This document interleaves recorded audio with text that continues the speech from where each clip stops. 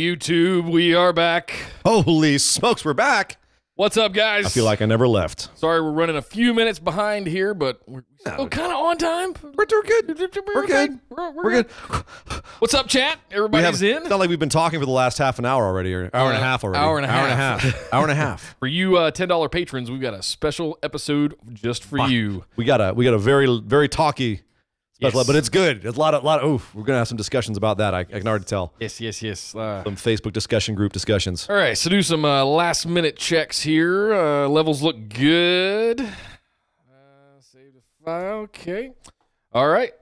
And what bumper should we use today, Sir Ian Dangerous? Before we start recording, chat, weigh in. Who would you guys like to hear? Let's go on Marty. We haven't heard Marty in a while. Marty Skrull. Marty, yeah, we haven't heard Marty. All right, well, we can do Marty. Let's do Marty. All right.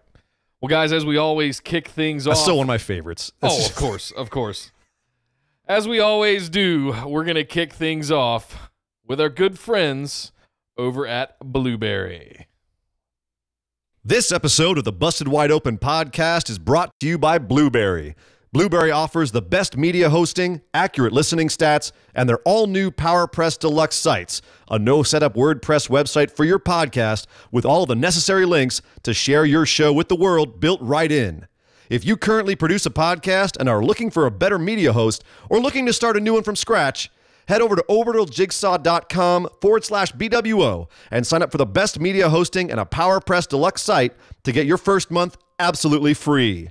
That's orbitaljigsaw.com/BWO, or just use the promo code BWO at checkout for your first month free. And with that said, enjoy the show. Hello, you numpties. This is the villain, Marty Skrull, and you're listening to the Busted Wide Open podcast.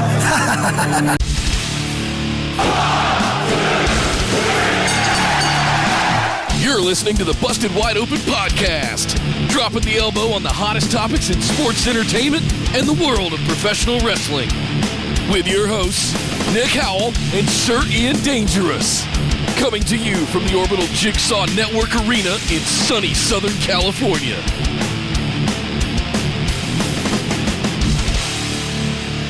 Welcome back to the Busted Wide Open podcast, but if this is your first time joining the show, I'd like to welcome you, as always, to episode number 94. I'm Nick Howell. And I am Sir Ian Dangerous, and what a week we had this week. Yeah. Mr. Howell, we had actually a very solid week across the board. I was pleasantly surprised. Yeah, both Raw and Smackdown put on some pretty solid shows. NXT was good. It was mostly building towards some stuff, but it was a solid watch. It was building towards like everything. 205 Live was good. Mae Young Classic finished up the first round, and I thought it was really solid. It was a great way to finish out the first round.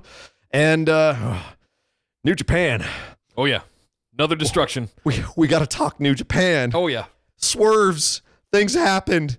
But before we get into that, we have to tell everybody, if you're joining us or if you don't know, or even if you do, go check out our Facebook discussion group. Yes. We have an awesome Facebook discussion group where everyone joins up and discusses all things pro wrestling and sports entertainment.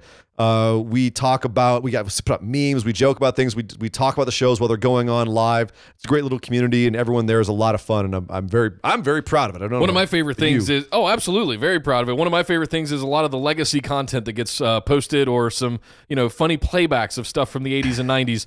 I love seeing everybody post all of that fun stuff. But also over on Twitter at BWO Podcast, you can find us there. And if you love what we do here on the show, you can support us by heading over to patreon.com/BWO. Check out some of the great tiers, like the $5 tier, where you can ask listener questions and we'll answer them right here on the show every single week. Plus, you get a copy of the show notes. And at the $10 tier, you get what we just finished recording. Yes. One of our monthly bonus episodes. So in addition to the listener questions and the show notes, you get an extra bonus episode exclusively just for you every single month. Yeah, we just recorded our episode for this month, and it's a banger. Well, tell everybody, give everybody the quick summary of what it's about. We did a show on we looked at NXT. We took 10 men and 10 women, and we discussed what we thought their ceilings were on the main roster. NXT is still thought of as a feeder promotion. It's developmental still. As much as it feels like it's something on its own, it is developmental. It's where people go to kind of figure out their character. So we looked at 10 men and 10 women, and we thought, where can they go on the main roster? We really took a hard look at what we think their potential ceilings are and what our expectations for how high they could potentially rise in WWE, which I think some of our conclusions may surprise people. Yes. Given how we talk about certain people on this show, definitely some surprise takes, some hot takes, if you will. Yep. So if you want to get in on that and listen to that one or the State of the Roman from last month, you have access to all of those and any new bonus episodes that come out every month. Oh, we got some good ideas for some future ones, and too. we got some good ones coming for you. Guys, also, we really got to get into this stuff here. But before we do, I know that we do have some people watching us right now live on YouTube because we are live on YouTube every Thursday at 5 p.m. Pacific time. So if you would like to see us stream live and join in the chat, we got a bunch of lovely people in our chat right now. Join us. Join us at 5 p.m. Pacific every Thursday on our YouTube live chat. Go to our YouTube channel to search for BWO or Busted Wide Open. Hit the subscribe button. Hit the little bell so you're notified when we do go live. And you can watch us and interact with us live on the show. It's a lot of fun. It's not a rap song. There is a rap song that comes up when you search for Busted Wide Open, but that's not us. No. We're the black and white BWO logo. That's the one you want to be looking for. Ian, we had like it's actually a good rap song. It's all right. If rap's your thing. Moving on. Like you said, we had a pretty crazy week. There's a lot of stuff to discuss, but we've really got to kick things in by starting the show off with some big news.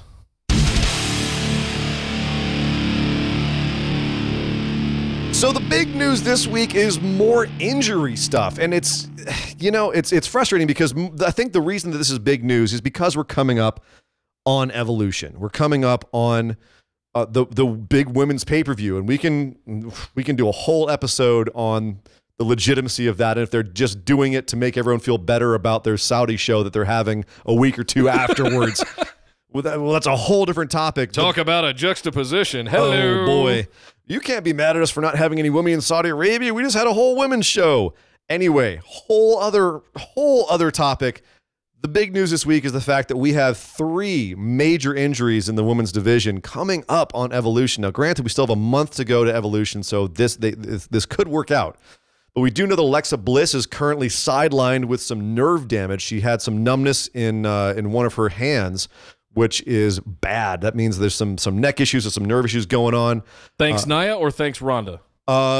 Thanks just Alexa not knowing how to take a bump, I think. But who knows? There could be a combination of those factors, really. There's really no way. It's all speculative where to assign any blame you might assign. Bottom line is she can't take bumps right now. She can't go in the ring and do stuff. So given that she doesn't have a championship, what does that mean for her? She's being promoted as fighting Trish Stratus. That's a huge potential match at Evolution. And nerve damage is something that doesn't just clear up overnight. You can't just get cleared for that. Oh, no. So this could be a major issue with one of their biggest matches at Evolution is the fact that Alexa Bliss is currently sidelined, and we're not really sure of her status. Yeah. But in addition, Sasha Banks is somehow sidelined, is injured somehow. And this is a weird one because we haven't really gotten a clear description of what's going on. We have no idea what injury Sasha's dealing with, if it even actually is an injury. Is she just on vacation and they're using that as cover? Well, we know that she's on the sidelines right now for some reason. She's not being booked to wrestle. Okay. We don't know if this is a legit injury, and if so, what it is. It has not been reported, and she hasn't said, and no one seems to know if it's a legit injury. We don't know if she has backstage heat for some reason, which it's been speculated on. She might have pissed off someone backstage because Sasha is known to be vocal and emotional and likes to speak her mind, which, some would say is reaching for the brass ring, and others would say is rocking the boat, which is the reason more people don't reach for the brass ring, the proverbial brass ring. But it could be that she's got heat, or, and this is the pie in the sky speculation, she may be pregnant. And that's it's being by who? It's being by her husband. Oh, I didn't know she was married. Yes. Okay. I forget if it's her or Bailey who's married to the costume designer. I think it's Sasha. Anyway, but Sasha is married. But we don't know if a month out from Evolution, that's a little worrisome. And because Sasha she should be a major part of this women's revolution, evolution, whatever you want to call it. She's been there since, the modern beginning of it. She was one of the 4 horsewomen of NXT. She's been in a lot of these historical matches. So she's a big role player. And if she's sidelined, that could be a big deal for Evolution. Yeah. Finally, and we're going to talk about this mostly on the main show, Liv Morgan, officially now concussed. Is official. She has a concussion thanks to something that happened on the Monday Night Raw show. And you know what? I think instead of talking about Liv Morgan's injury here, but suffice it to say, she is also questionable for Evolution, which is kind of a big deal. But instead of talking about it here, let's go over and start talking about Monday Night Raw.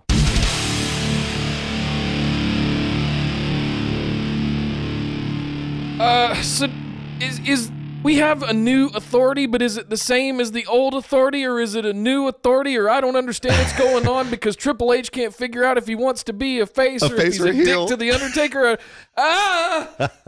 Yeah, there was a lot of confusing kayfabe this week. Before we get into Liv Morgan's injury, let's talk about the top of the card here. So we had the whole show open up with the Shield coming down to the ring and asserting their dominance. And then Braun and his boys, Dolph and Drew McIntyre, came out and posed the top of the ring. And there was some interesting stuff going on where they were saying, hey, Dean, you don't need these guys. Basically saying, Dean, these guys are using you. You should come join us. And Dean, not looking totally convincingly on the same page as the Shield. So nice little tease here. I believe me, I was leaning into this. This had my attention. It was really well done. I was leaning into this too, and actually, the more we talk about how this went down on the show, the more I dug it. But at the top of the show, we had the face-off between the 2 3-person teams, and Baron Corbin had just been castigated by a returning Stephanie McMahon. That's a big word. In the parking lot. You get 5 bonus points for that. Thank you very much. Yeah. My lexicon is throbbing today. Hello. So, as you said, Triple H and Stephanie get out of their limo. Triple H just kind of bumbles off, and Stephanie proceeds to lay into Baron Corbin. So as a result, Baron comes out and breaks up the Shield and I guess the Dogs of War, for lack of a better word of calling it. That's easier to call them that. He breaks it up and says, no. You guys don't cause any chaos right now. I'm going to handle this. I'm going to pick a couple of partners and have a match later in the night against the Shield, and I'll quiet these guys down. Don't you worry a thing about that. I got this. So you guys go away. So the rest of the show was what we were talking about, this nice dynamic where there seemed to be almost like a morality play. You had Ziggler come along one-on-one backstage and try to tempt Dean to the dark side.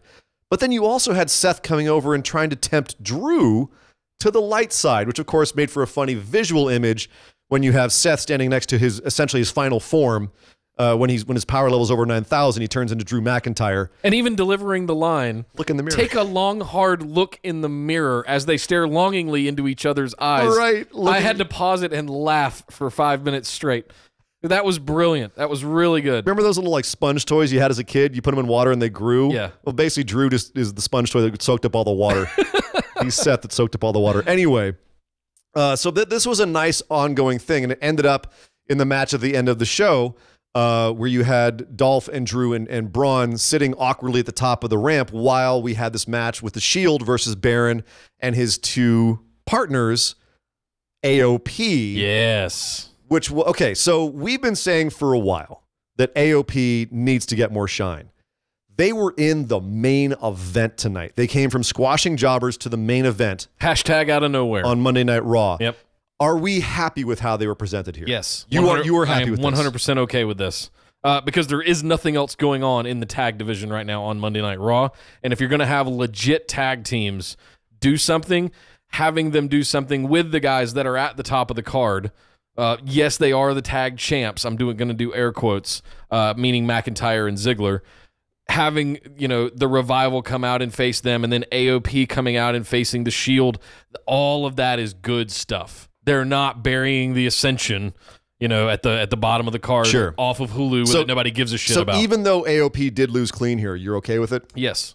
Okay. Yes. See, I actually was too. I thought that we had a couple of instances on this show of some legitimate tag teams looking good in losses. looking strong and looking good in losses. And it was actually a really good way of booking them to look strong, even though they're putting over the main event talent. What I do want to talk about is the Oompa Loompa that came out beside them, dressed in this exact same gear. You're referring, of course, to the Drake GM, Maverick. Yes. DM, the GM of 205 Live. Yeah, boy, it just Oompa, Oompa, Doopa Dee Doo. You know, that's all I could hear in my head when he was coming out. I couldn't even hear their We gave up music. Paul Ellering for this? Yes. I mean, I'm being mean. I actually do like Drake Maverick with AOP. It's fine. I don't think it's fully settled for me yet, but I'm not mad at it. It is a little weird, and it definitely feels like it done out of convenience. Like, isn't it funny, this little guy's with these two big guys? You know what I mean? It seems like something that it was a visual joke that they were all chuckling at backstage more than really just making any sense. I used to draw like stick figure animations in the margins of my notebooks, and it would always be just the lines and then a giant head. And that's what I thought of when I saw Drake Maverick come out beside them, was just some kind of pencil drawn stick figure with a giant head drawn on top of him. Does have a disturbingly Look at large... the size of that boy's head. That's right. Go. Ride. Run. Cry yourself to sleep on your huge pillow. Yeah, that's kind of a little bit like that. I feel you. Okay, but let's take a step back. What we're talking about earlier. All right, the new look of this authority angle. So authority angles have been, part and parcel of wrestling promotions for years and years and years. Right. It's always been the man is making me do X, Y, Z. Sure. They do it all the time. Holding me down. Sure. All that. The reason why everyone's a little sensitive about it these days is because of just that reign of terror for a while there, where Triple H and Stephanie would come out and do these half-an-hour long promos at the top of Raw, for years, and it was just, oh God, again. So the dynamic now, I think, is, as you said, on the one hand, it's weird because Triple H and Stephanie go from being heels to faces 2 to 3 times in this show. Right. Sometimes they're heel, sometimes they're face, and it's just hard to keep track of. Then what they are. sometimes they're just company people doing Connor's Cure stuff, But I would say that's their face stuff, and then Stephanie turns around and is trying to undermine the Shield. It's like, well, what am I supposed to cheer you? What even are you? Am I supposed to boo? Is it bad that you're helping these kids because you're really? It also drives home the fact that it seems like a very kind of cold, calculated marketing strategy to do the Connor's Cure thing when Stephanie's being presented as being a cold, calculated businesswoman for the rest of the time. It kind of undermines the Connor's Cure thing a little bit. So it's one of those things where they can say all they want that we're beyond heels and faces, but at the same time, you're telling us a story on this show, and you're not just stopping the story in the middle of the show. And if you are, you need to make more of a concerted effort to stop the story and say, this is not in character, or whatever it is. Yeah. Right? Beep, beep, beep, beep, beep, beep. You know what? Something that stood out to me, speaking of Connor's Cure thing, is this might sound a little bit prudish. When they said that they had raised over $2 million, I kind of went, that's it? Ouch. Yeah, I mean, that's a lot of money. That's a lot of money, but it's WWE. They're worth tens of billions. And I'm sitting there going, that's it? Jesus, Nick. I'm going, come on, guys, you can do better. That's what I was thinking of. Like, great, you put yourself. You've probably spent more than $2 million marketing Connor's Cure. You can't contribute more money to it yourselves. So you're saying they're going for the Susan G. Komen strategy? I'm not saying that at all. Anyway, all right. Well, before we get in trouble here. So Baron is now the new authority figure. I'm liking this dynamic. It doesn't feel too rehashed. There's more levels to it. So I'm entertained by it. The other thing I was entertained by was, as we said, this tease of this Dean Ambrose heel turn. It's been speculated on since he came back that he might turn heel, and they turned the ship right into that. What I didn't see coming was the Drew McIntyre tease, where they go and tease Drew McIntyre turning face, which, of course, we've also speculated on, and they open up the possibility to a double turn. Both the guys switching sides. At the end of the show, Dean had the moment when they beat AOP, and he's outside the ring, and he's literally sitting between the Dogs of War and the ring with his Shield brothers in bottom him. of the ramp, yeah. Yeah, right. And it's like he's torn between the two sides. It's very, very blatant visual dynamic there. But, of course, he ends up choosing to go back in the ring and fist bump the Shield boys, and he's made his decision. I don't know if this is a double swerve, if he's going back in there to reestablish himself, then he's really going to turn on him later. Who knows? Who cares? I like this. This is intriguing. But I don't think that either one of them are going to flip anytime soon, but I could certainly see long-term that happening. As I've been saying on the show for a few weeks now, Drew needs to get out from under Ziggler. And I think once he does, I agree with you. I think that it's done him some good to a certain extent. But I do think Ziggler is starting to anchor him back a little bit. I don't think he would go anywhere as long as Braun and Roman are circling the Universal title. But I do think you had originally said that Dean and McIntyre were going to have a program. I still sit on the side of, I think Seth and Drew are going to have an Intercontinental program that's going to be, separate from their tag team titles once those are taken off. Quite possible too. So, but there's lots of dynamics they could work with here. It's why we've wanted them to have these factions for a while. Yep. Factions are fun. You can do a lot of different things with the faction. You can split them up and have different feuds. You can have them going and doing different things at the same time and still have each other's back and come out for different segments. It's a lot of fun to have factions. They're very facile, if you will. Sir Ian Dangerous with the lexicon again. I'm busting them out today. I spent all last night reading the encyclopedia. No, here's the thing. For example, we also had a tag team championship match this evening on Raw. We had Ziggler and McIntyre defending their tag team belts in a whole other segment completely unrelated to all of this other stuff with the Shield and AOP and Corbin and all the rest of it. They had a tag match on the side with the Revival. For the titles. The Revival finally gets their match for the titles. And you know what?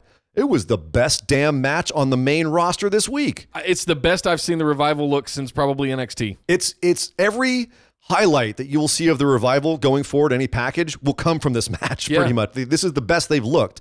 They were given so much ability to look like a functioning tag team. They were working face, which was interesting. I don't think I've ever seen them work face.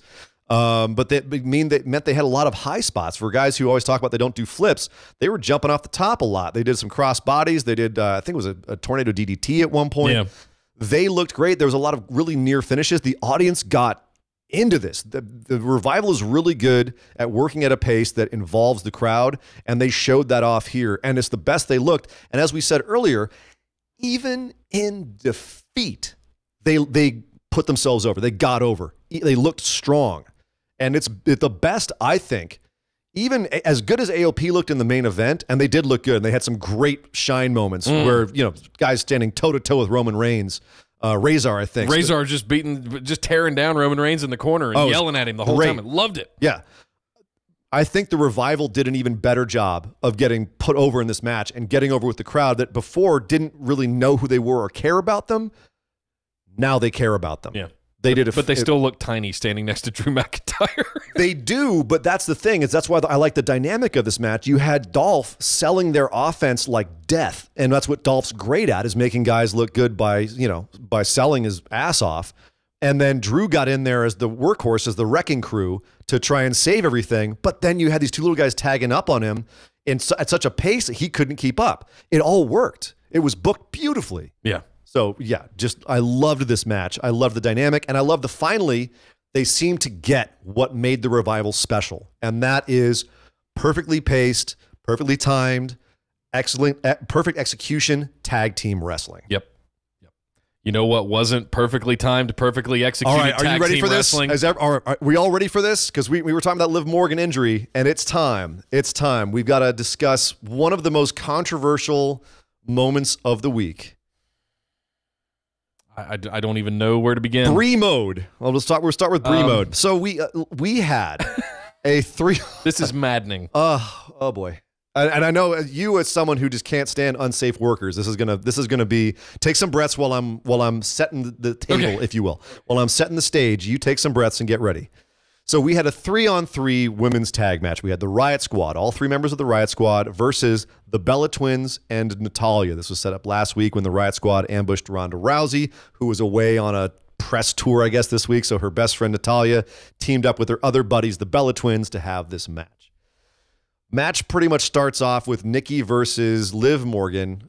Nikki tags in Brie, and pretty much right off the bat, Brie goes for her husband's signature move, the Yes Kicks. And she does the Yes Kicks in a slowly ascending the pace rhythm, right? So, yeah, yep. but. And then suddenly she changes up the rhythm.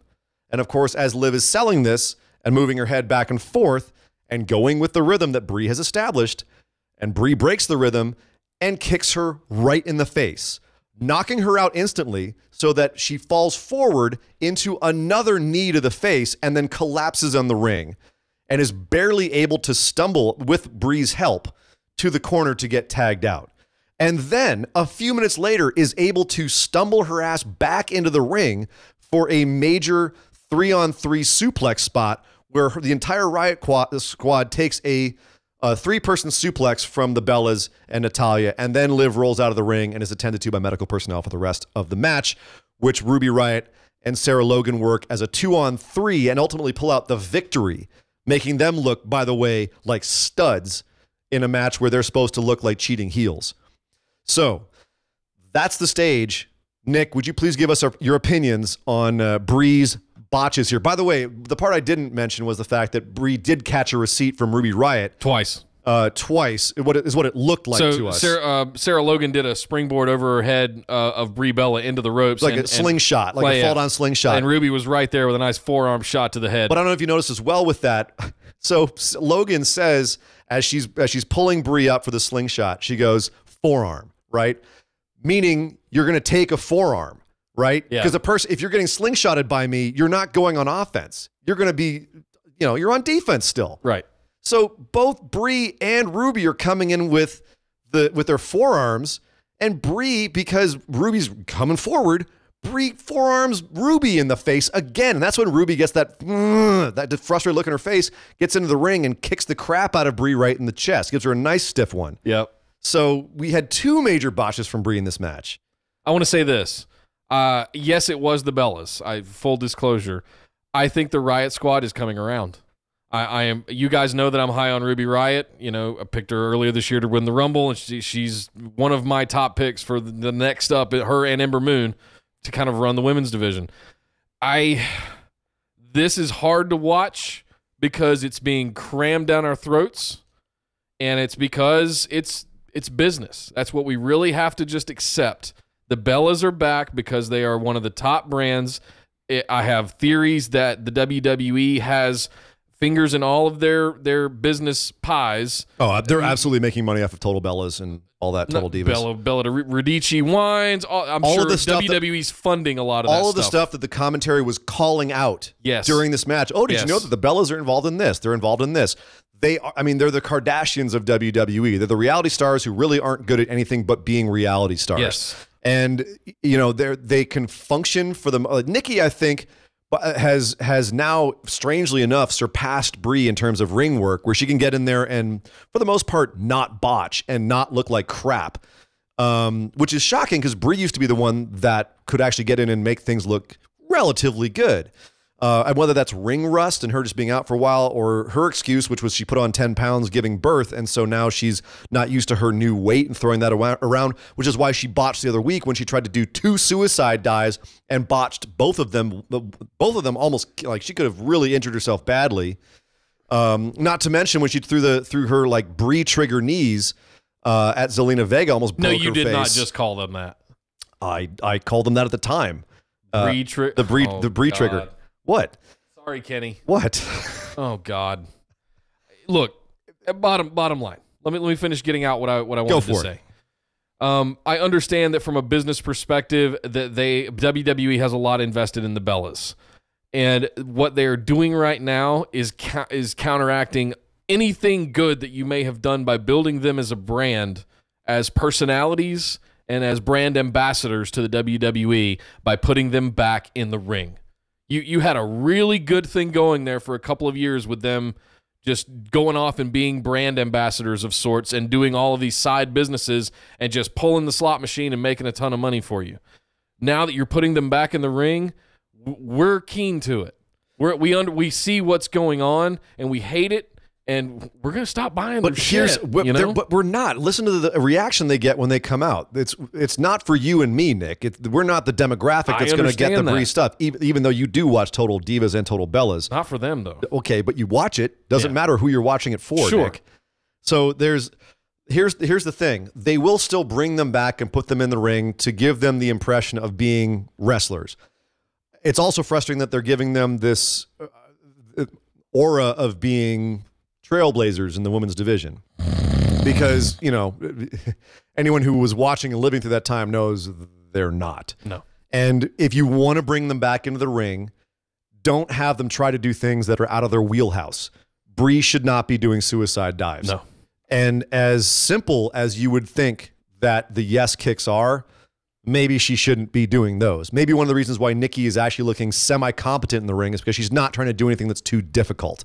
Let the people who are real wrestlers babysit them and keep your cash cows, you know, looking somewhat good. Well, that's what I thought when you bring them out with Natalya. You know, somebody like Natalya, I trust, you know, doing things safely. It's when you turn them loose. But when someone's vulnerable, like Liv Morgan was in this situation, and this was a situation, or even Zelina Vega, right? Yeah. The three major botches recently with Brie. In all of those situations, no one else is involved. No one else could have been there to save this. That was all on Brie every time. And for you who's called out Nia for being an unsafe worker, Brie has got, and if we look at other people who have had major botches that have injured people in recent times in WWE and people that we've gotten whatever frustrated with or mad with, look, injuries happen. And at the end of the day, you and I, we are not professional wrestlers. We don't get in the ring and we don't work that. So we are not able to ascertain what is a legitimate botch and something that can be forgiven and something that is unforgivable. All we can do is listen to people who are professional wrestlers and see what their opinions are. If they say, this is a legit botch, don't get mad at them. Okay, fine. I'll take your word for it. But when someone like, and as much as he likes to just mouth off, Taz or Bret Hart or some other people who have weighed in on this say, look, it was definitely not, that was not a good look on Brie, but it happens. The real issue is that they continued the match and didn't stop the match when Liv got knocked out. That's the bigger issue. That's something I look at more. I'm frustrated with the fact that Brie is still being put out there as a wrestler and still being allowed to be unsafe. And I think that someone in the back is going to have to do something to keep her from being unsafe again. But the fact of the matter is, what happened in that ring is more a problem because of the protocols that took place after the injury occurred. Okay, you're a professional wrestler. You understand that you just messed up the timing and you just kick someone square in the face, which you can feel on your shin when you kick somebody in the head and the bridge of the nose. Oh, as soon as she collapsed, Brie went down there and was like, oh shit, are you okay? No, she kicked her again. Well, because it happened so quickly. That part, if you go back and watch, it happened so quickly. You know, she didn't have a time to react. You know when you kick somebody in the face that hard and to make them fall forward and then you kick her. I think if you look at it again, like by the time Brie realized how bad it was, Liv was already down and then Brie ducked down and you could see her, you know, hiding behind her hair and talking. So, I think she knew pretty quickly that it was no bueno. The problem is the ref did not stop the match. It should have been completely stopped. The famous Enzo botch where he got clotheslined by the ring rope and he was KO'd on the outside of the ring. They stopped that match immediately. Yeah. And then Michael Cole kept saying, she's been taken to the back to the locker room to be trained. And then Dunn messes up and cuts over to her laying on the side of the ring. Yeah. Come on, guys. You can do better than this. That's what really pisses me off. We just, God, we've gotten past that. All of this shit. That's what really winds me up. Is that we can do better. We don't need this shit. Yeah. Well, I think it's a little bit overreactive to get that frustrated and angry about it. Like, again, it's a physical sport. Things are going to happen. If you have someone who is just not ready to be at this level in there, it's got to be dealt with. And I think that there has to be, like, we've got to see some sort of reaction to this from the backstage, whether it's Brie not being allowed to do as many technical spots. Maybe she shouldn't be doing some of her husband's moves, who, by the way, is a very, very talented technical wrestler and can do those moves safely. And that's why he does them, because he's good. Maybe she shouldn't be allowed to do those moves unless she can do them safely. But if we don't see any repercussions from this, then it's time to get a little bit more frustrated. Agreed. All right. Well, okay. All right. Feeling a little better now? Yes. All right. Glad we got that out of the way. Oh boy, that was definitely a source of a lot of frustration in the wrestling world this week. But something that I thought worked really well this Raw. Let's go to something that worked really well, and that was the fact that this week, as much as they promoted just the absolute hell in video packages out of Triple H versus Undertaker last time ever, one-on-one, No, underline quotation, one-on-one. Right. Yeah, this has gone from last time ever to, well, there might be another time, but there might be some other things going on. Yeah. But I like the fact that when Triple H left the arena this week, so we had Triple H show up with Stephanie, we had them come out and do the Connor's Cure segment and the presentation of the belts and all that. And then he left. And as he was leaving, he got caught by Charlie Caruso. Charlie, yeah. It was Charlie. Caught him and said, Triple H, I'm sorry to bother you, but what do you think about The Undertaker's comments last week that you've sold your soul and that you're, that he owns your ass, that kind of thing, basically. And Triple H said, well, I sold my soul a long time ago, so just because I'm in a suit doesn't mean I can't still whip his ass. What I liked about it was his line, everyone can feel it in the air, The Undertaker's end is near. That was the best line of this build so far, in my opinion. That was the most cutting line so far because it's the most true, is that we've been expecting The Undertaker's retirement for a long time. Good 5 years now. He's been winding down. He's retired for 5 years every year. Exactly. He's been winding down. And every match he seems to move slower and slower. I thought he was going to retire when he faced Bray Wyatt at WrestleMania. I mean, it's been coming for a long, long time. So that line really cut deep. And that was when I looked, I went, ooh, that's a really good aspect to this, is where Triple H is now openly saying, basically, The Undertaker's about to retire. Yeah. And this is my chance to put one over on you him. guys better watch this. So don't miss it because it's going to be the last time you see The Undertaker in a ring. Hint, hint, wink, wink, maybe one-on-one. I think this is going to be a lot of fun however they work it out. So I'm not too terribly mad at it. Either way, we get Shawn Michaels next week. The tete-a-tete continues. We have the go-home show for Super Showdown next week. But next up, we had Elias and Kevin Owens having a segment where Elias introduces and does his little thing, introduces KO to the newly restarted Kevin Owens show. Yes. With a table and a microphone. Always nice to see the Kevin Owens show showing up. Always nice to see Kevin Owens on TV in general, even though it's still, I don't understand the whole I quit angle. I don't understand what they were trying to do there, but okay, as long as we still have vicious, less goofy KO back, I'm fine. Yes. So this was basically a way to set up that there's a Kevin Owens-Lashley feud coming, kind of. I guess Owens and Lashley are going at each other one-on-one next week. We've got Elias and Kevin Owens versus Lashley and Cena at Super Showdown, so this is kind of promoting that as well. Wait, where did Cena come from? Why? Does it matter? No, because money. He shows up for the big shows now. Everyone's so mad at Brock Lesnar for being a part-timer, but Cena can still show up, and everyone's like, Cena, yay! Just saying. So twist the knife.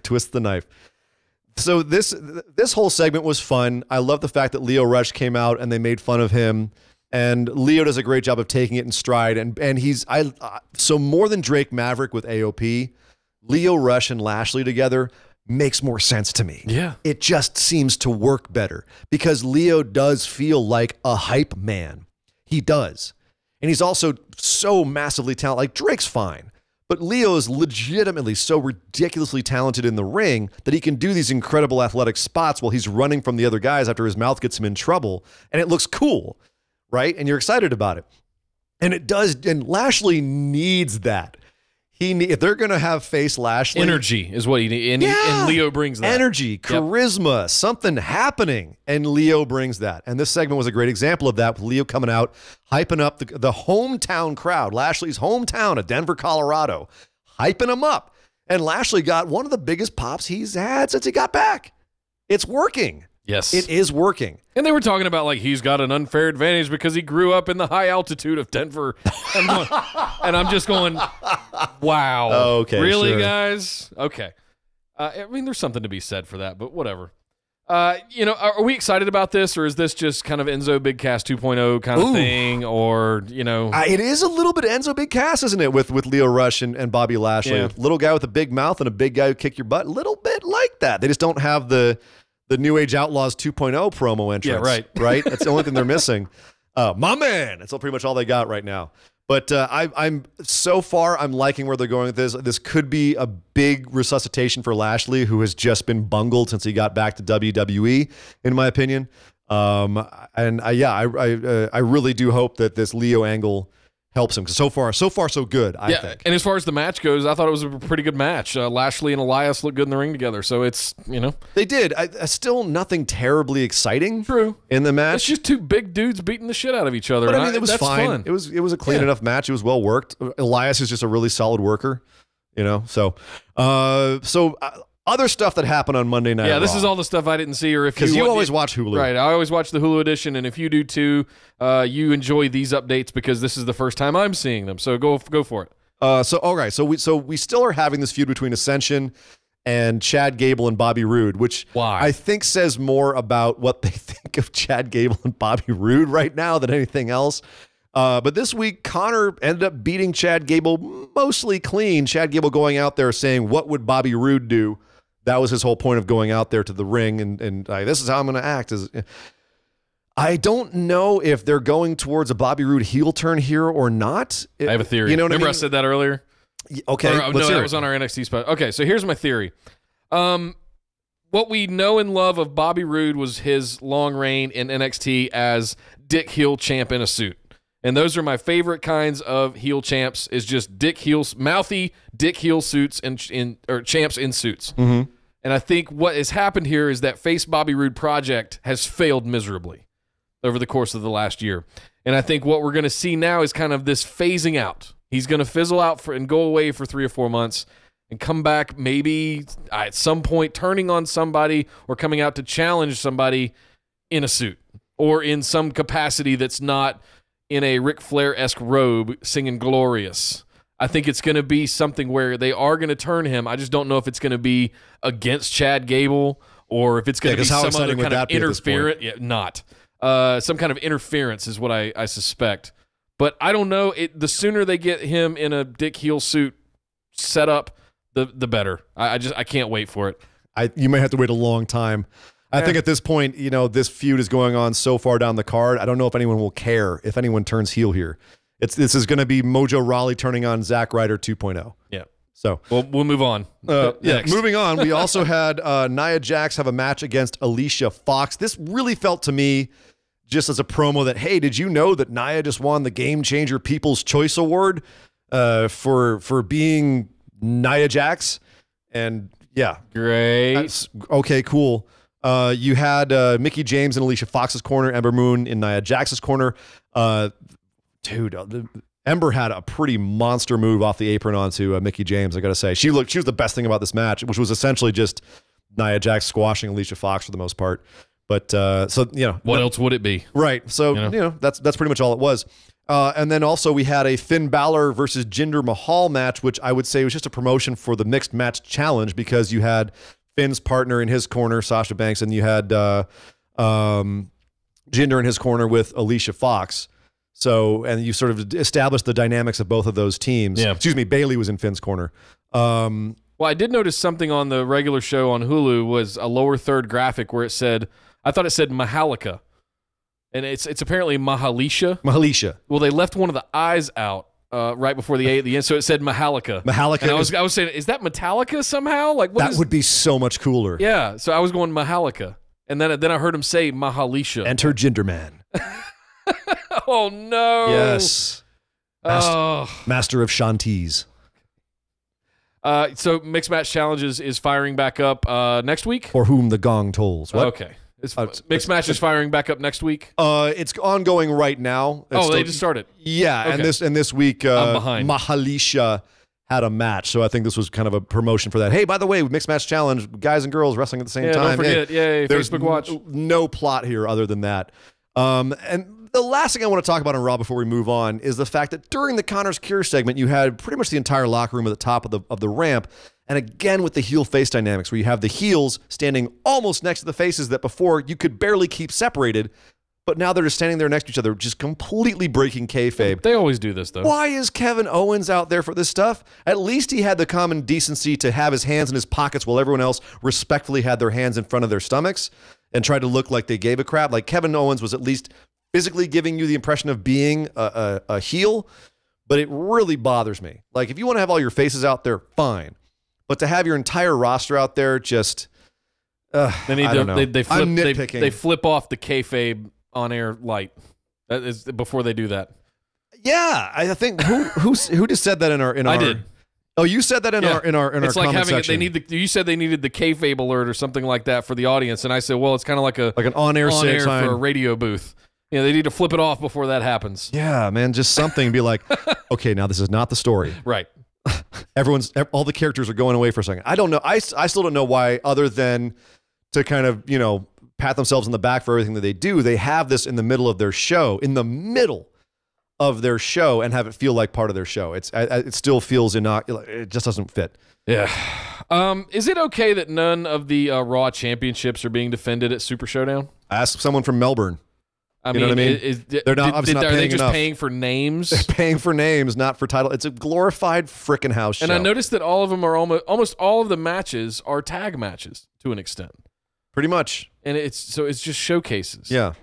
But here's the thing. If you look at how New Japan runs their international shows, it's kind of the same. They'll give you one or two big matches, but you're not going to have any major title changes for the most likely. It's just a showcase match. It's like hey, here's all our guys. Aren't you happy that they're over here? That's pretty much it. Right. So, well, guys, but that's what you pay for. That's what Melbourne's paying for. And if they're okay with that, then there you go. Maybe they didn't pay enough. Because apparently at Crown Jewel, there's going to be some titles. There's going to be some stuff on the line going down. We'll see if some titles actually change hands. We'll get to that when we speculate on that show. Yes. Samoa Joe can now add home invasion to his repertoire or his list of dirty deeds against AJ Styles. He never actually invaded the house. Okay, so we had a segment. So trespassing, I guess? I'd say trespassing, on the property? threatening. Right. Yeah, there's definitely some arrestable offenses that he pulled off there. But so what Nick and I are referring to, if you didn't watch SmackDown this week, was AJ Styles came out to the ring to have a contract signing for his match with Samoa Joe at Super Showdown, which does have some SmackDown belts being defended. Thank goodness. And it's no DQ. It's no DQ, no count out. I don't know how that's a good solution when the last match ended in a ref mistake. You know what I mean? In Hell in a Cell. Well, no, it wasn't in Hell in a Cell. It wasn't in a cell, but the ref didn't see AJ tapping out, but counted Samoa Joe's shoulders down. Wrong match. And so our solution is to have a no DQ match. Okay, whatever. The logic aside, AJ came out to sign it and said he couldn't wait for Samoa Joe to come out. Samoa Joe did not come out. He showed up on the Titantron on a selfie video on his phone, and he was outside of AJ Styles' house and proceeded to deliver a very, very effectively disturbing, chilling, horrific promo about how, that's right, I'm at your house, AJ, and you're not. Do you think Styles is really on his mailbox? Whose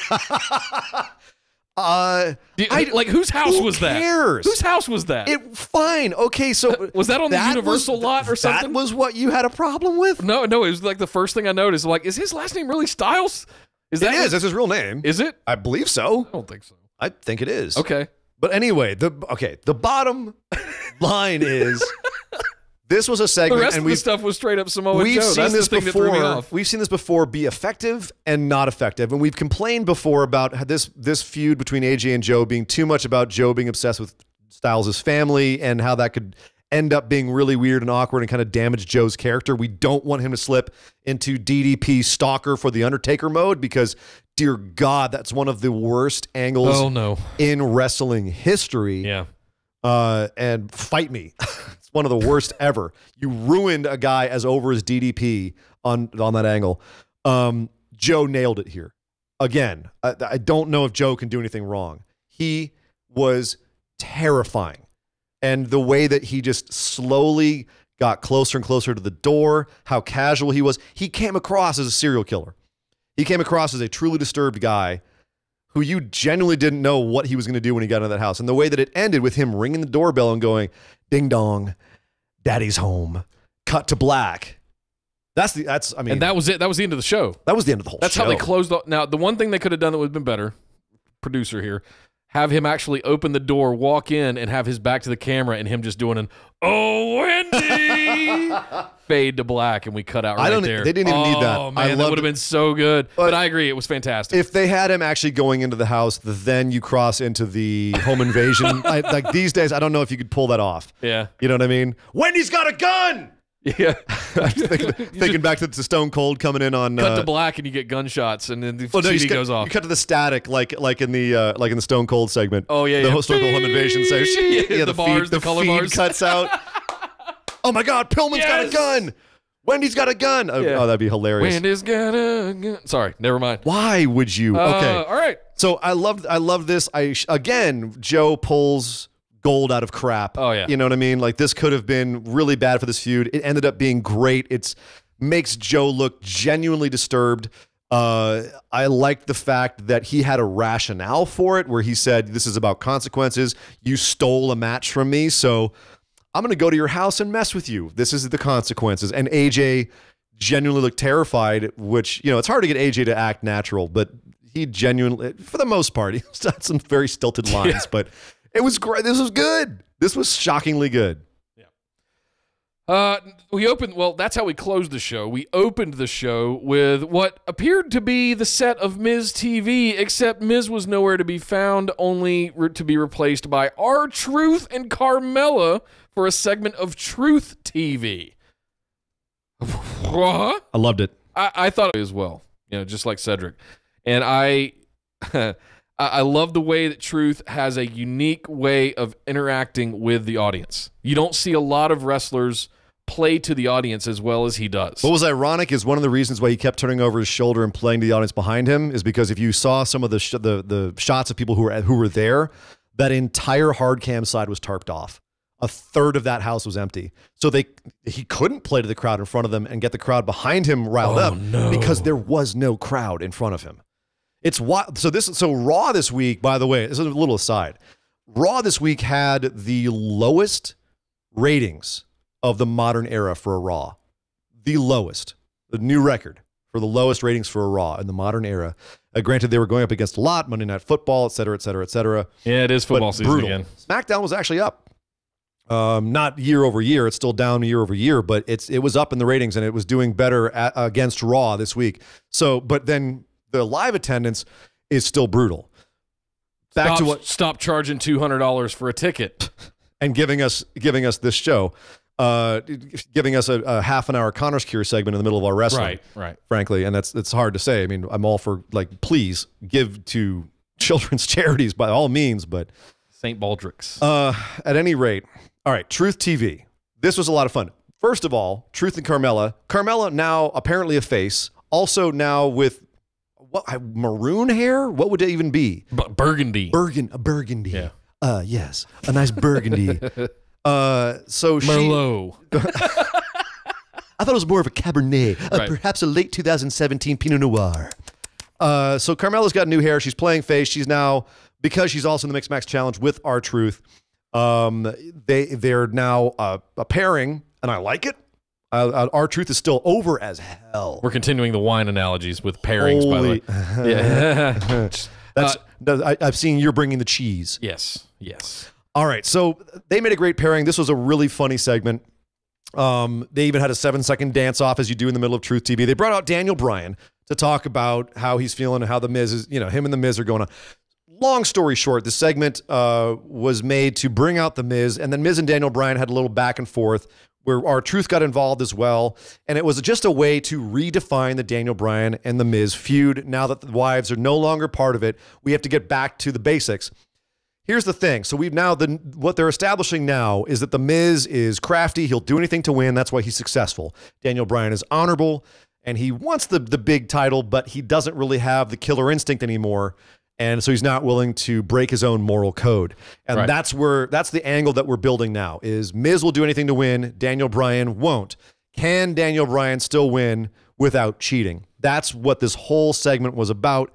It ends up being R-Truth coming to Daniel Bryan's defense and saying, that's right, Miz, I stole your show. If you want it back, you got to fight me right now. And R-Truth and the Miz end up having a match. But what the segment did is redefine the Daniel Bryan-Miz feud. Now, has this feud lost too much steam? Yes. You think so? I think so, and it's going to take a little bit.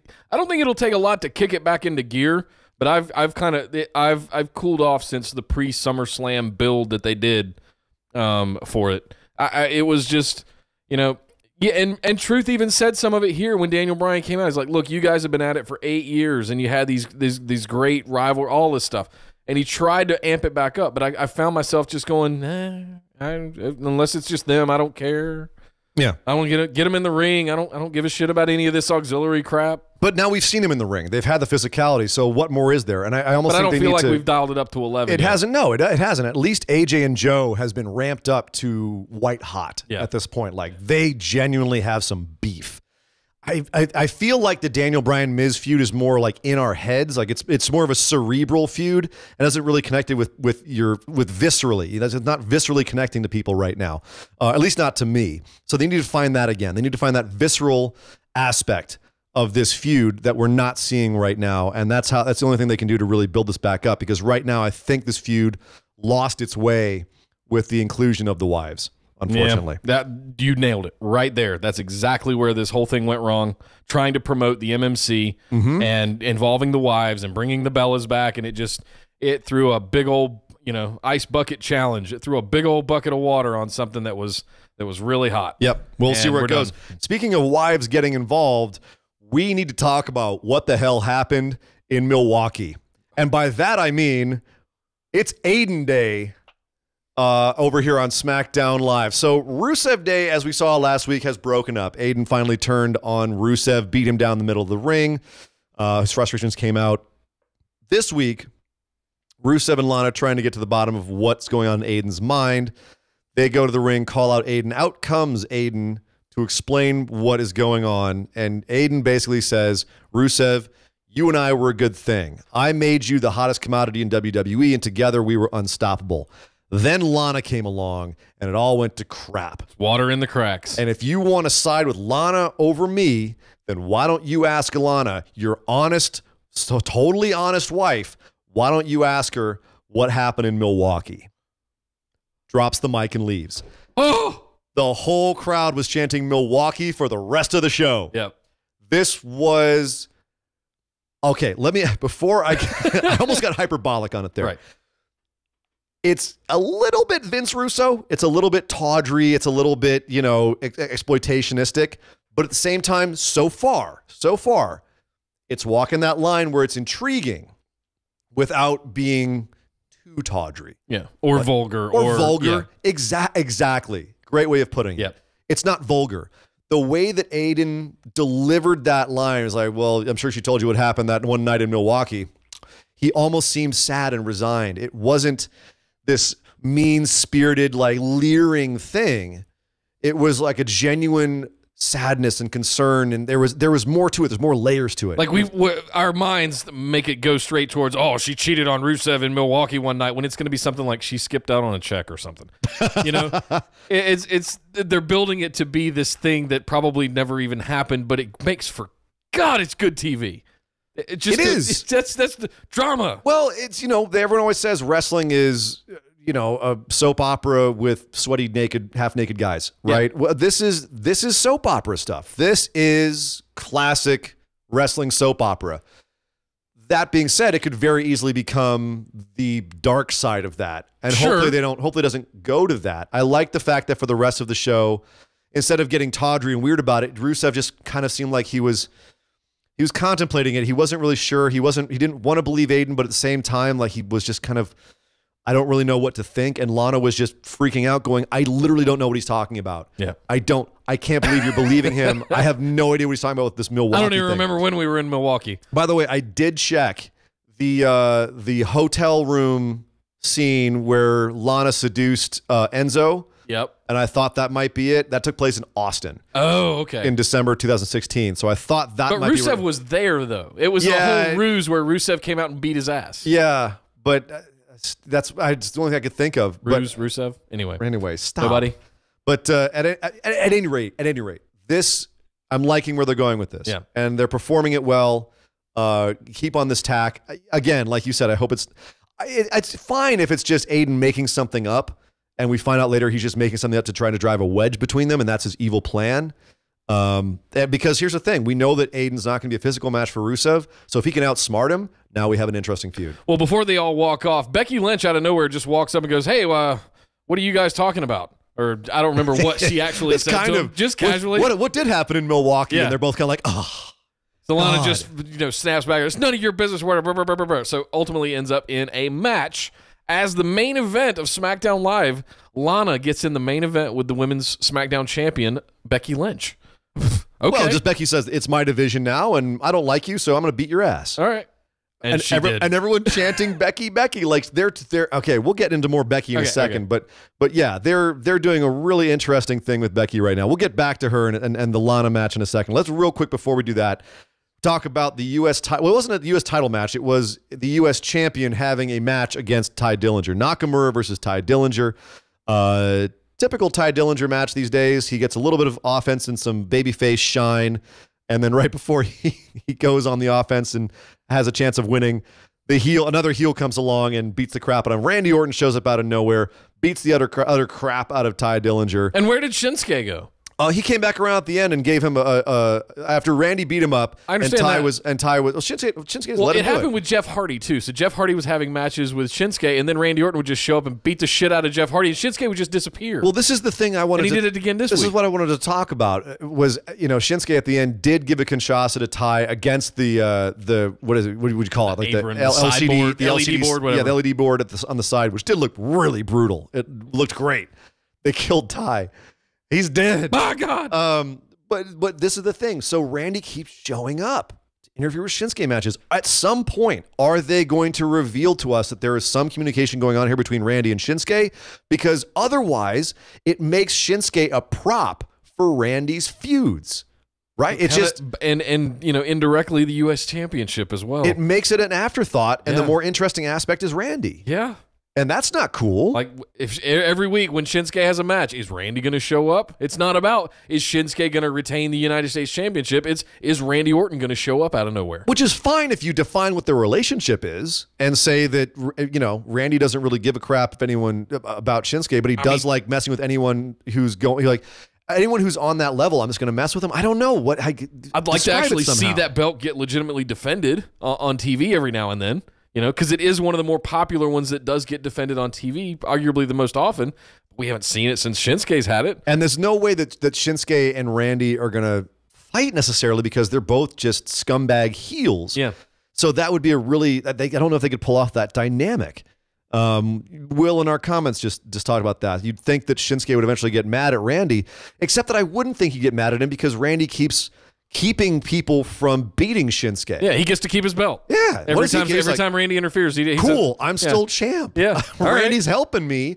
You're not going to get mad at that, but you think I'm going to go cash my check and go home. Yeah, at some point, Randy would actually go for Shinsuke because he's the one with the belt, right? I guess version of Randy. I don't know. Randy just wants to hurt people. They need to define it. Why Randy doesn't care about the belt, why Shinsuke keeps getting helped by Randy, etc. Need to define that. Yeah. All right, a couple other quick things before we get out of here on SmackDown. Sheamus, we had some more singles matches between the Bar and the New Day. This feud seems to be defined as New Day's not taking the Bar seriously. They're goofing off. And so in these singles matches, the Bar keeps beating the New Day, and they did it again this week. Sheamus beat Big E completely clean. 1, 2, 3 in the center of the ring.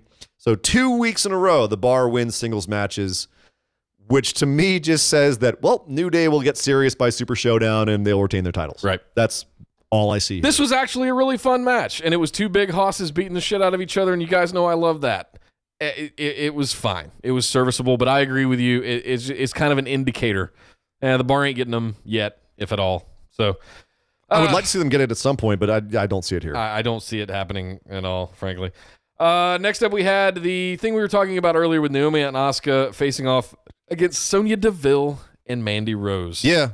I got to say, I got a little bit of good chili bumps when I saw Sonya Deville and Asuka square off. I think there's something there. There should be, but I don't think they're pushing Sonya Deville hard enough. They don't have enough. They're not letting her be the badass that she should be portrayed as. Yeah. And I think that they could have a lot of fun if they really let the leash off of her. Yeah. And especially with someone Asuka like really an Asuka. Sure. I got that vibe as when much those as I two don't got want in the them, ring. Right. As much as I don't want them to weaken Asuka, I think it'd be fun to let those two just strike on each other and have, because we've seen them face off before, and it was electric last time too, as I recall. So I would absolutely love to see that become more of a thing. But we may. I mean, I don't know this is the last time these two are. I mean, they seem to be heading more, Naomi and Asuka seem to be heading more towards the Iconics as a feud. Yeah. I'm going to be really mad if Asuka comes out with a glowing mask, though. That's all I want to say. You know? I mean, we had the glowing championship belt at the one point. I know. A glowing mask might be cool, depending on how it's. No. Oh God. Okay, we're not. We don't have time to get into that argument, that fight over something that stupid. All right. So finally, let's talk about that Becky Lana match. Yes. Which I don't really. The match, fine. Okay, it was Becky crushing Lana. Lana does look like she's getting better. Yes. I think it's smart to portray her as the babyface underdog who's still learning how to wrestle. It's smart. You're not doing the Eva Marie thing where, you know, she got so much hatred where they tried to present her as a real wrestler that they had to become meta and be like, she's so great, even though we know she's totally not. Right. With Lana, they're coming at it from a different point of view. They did try to do that with Lana, and then they backed out on it. No, that's what I'm saying. Now they put her back with Rusev Day, and it's working. Well, and how they're portraying her now is working, where they're saying, we know she's not that good, but you should like her because she's trying really hard. Yeah. Right? Sure. That works. That does work, especially when you have Becky, who is now, they're still just going full into this heel thing. They're not even giving us a tweener.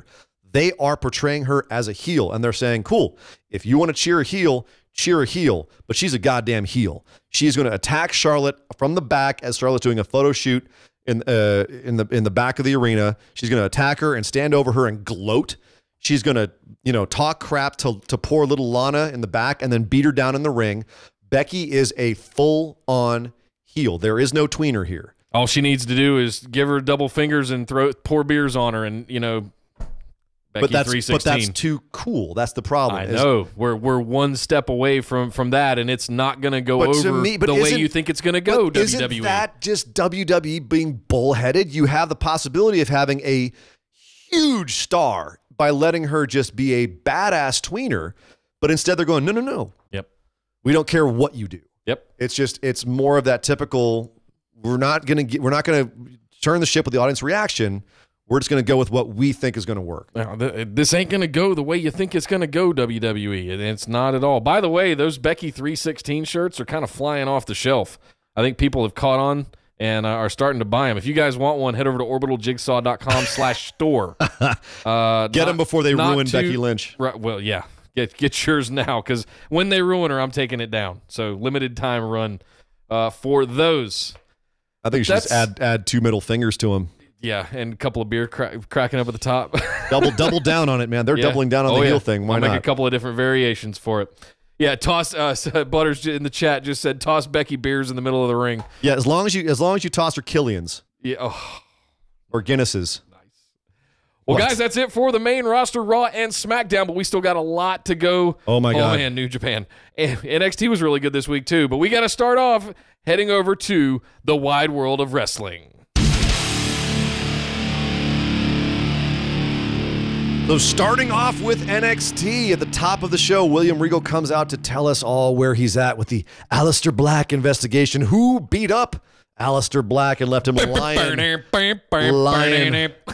What was that? He didn't even get it out. It's the Undisputed Era music. Sorry. Oh, was that what that was? That was my rendition of it. Yes, you're welcome. You guys were all graced with that. Thank you. Ever do that again? So Undisputed Era comes out to interrupt him. Yes. Gets in his face and says, "Why hasn't Adam Cole had his rematch with Ricochet for the North American Championship? Why are the War Raiders hassling us, man?"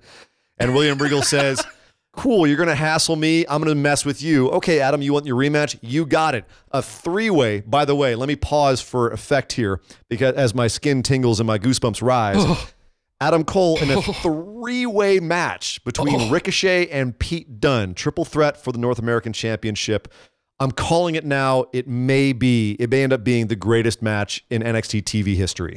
In 2 weeks, we're getting that. In 2 weeks. I can't even fathom what that is going to be like. And I can't wait. And it's going to be right in the middle of the week that I'm moving.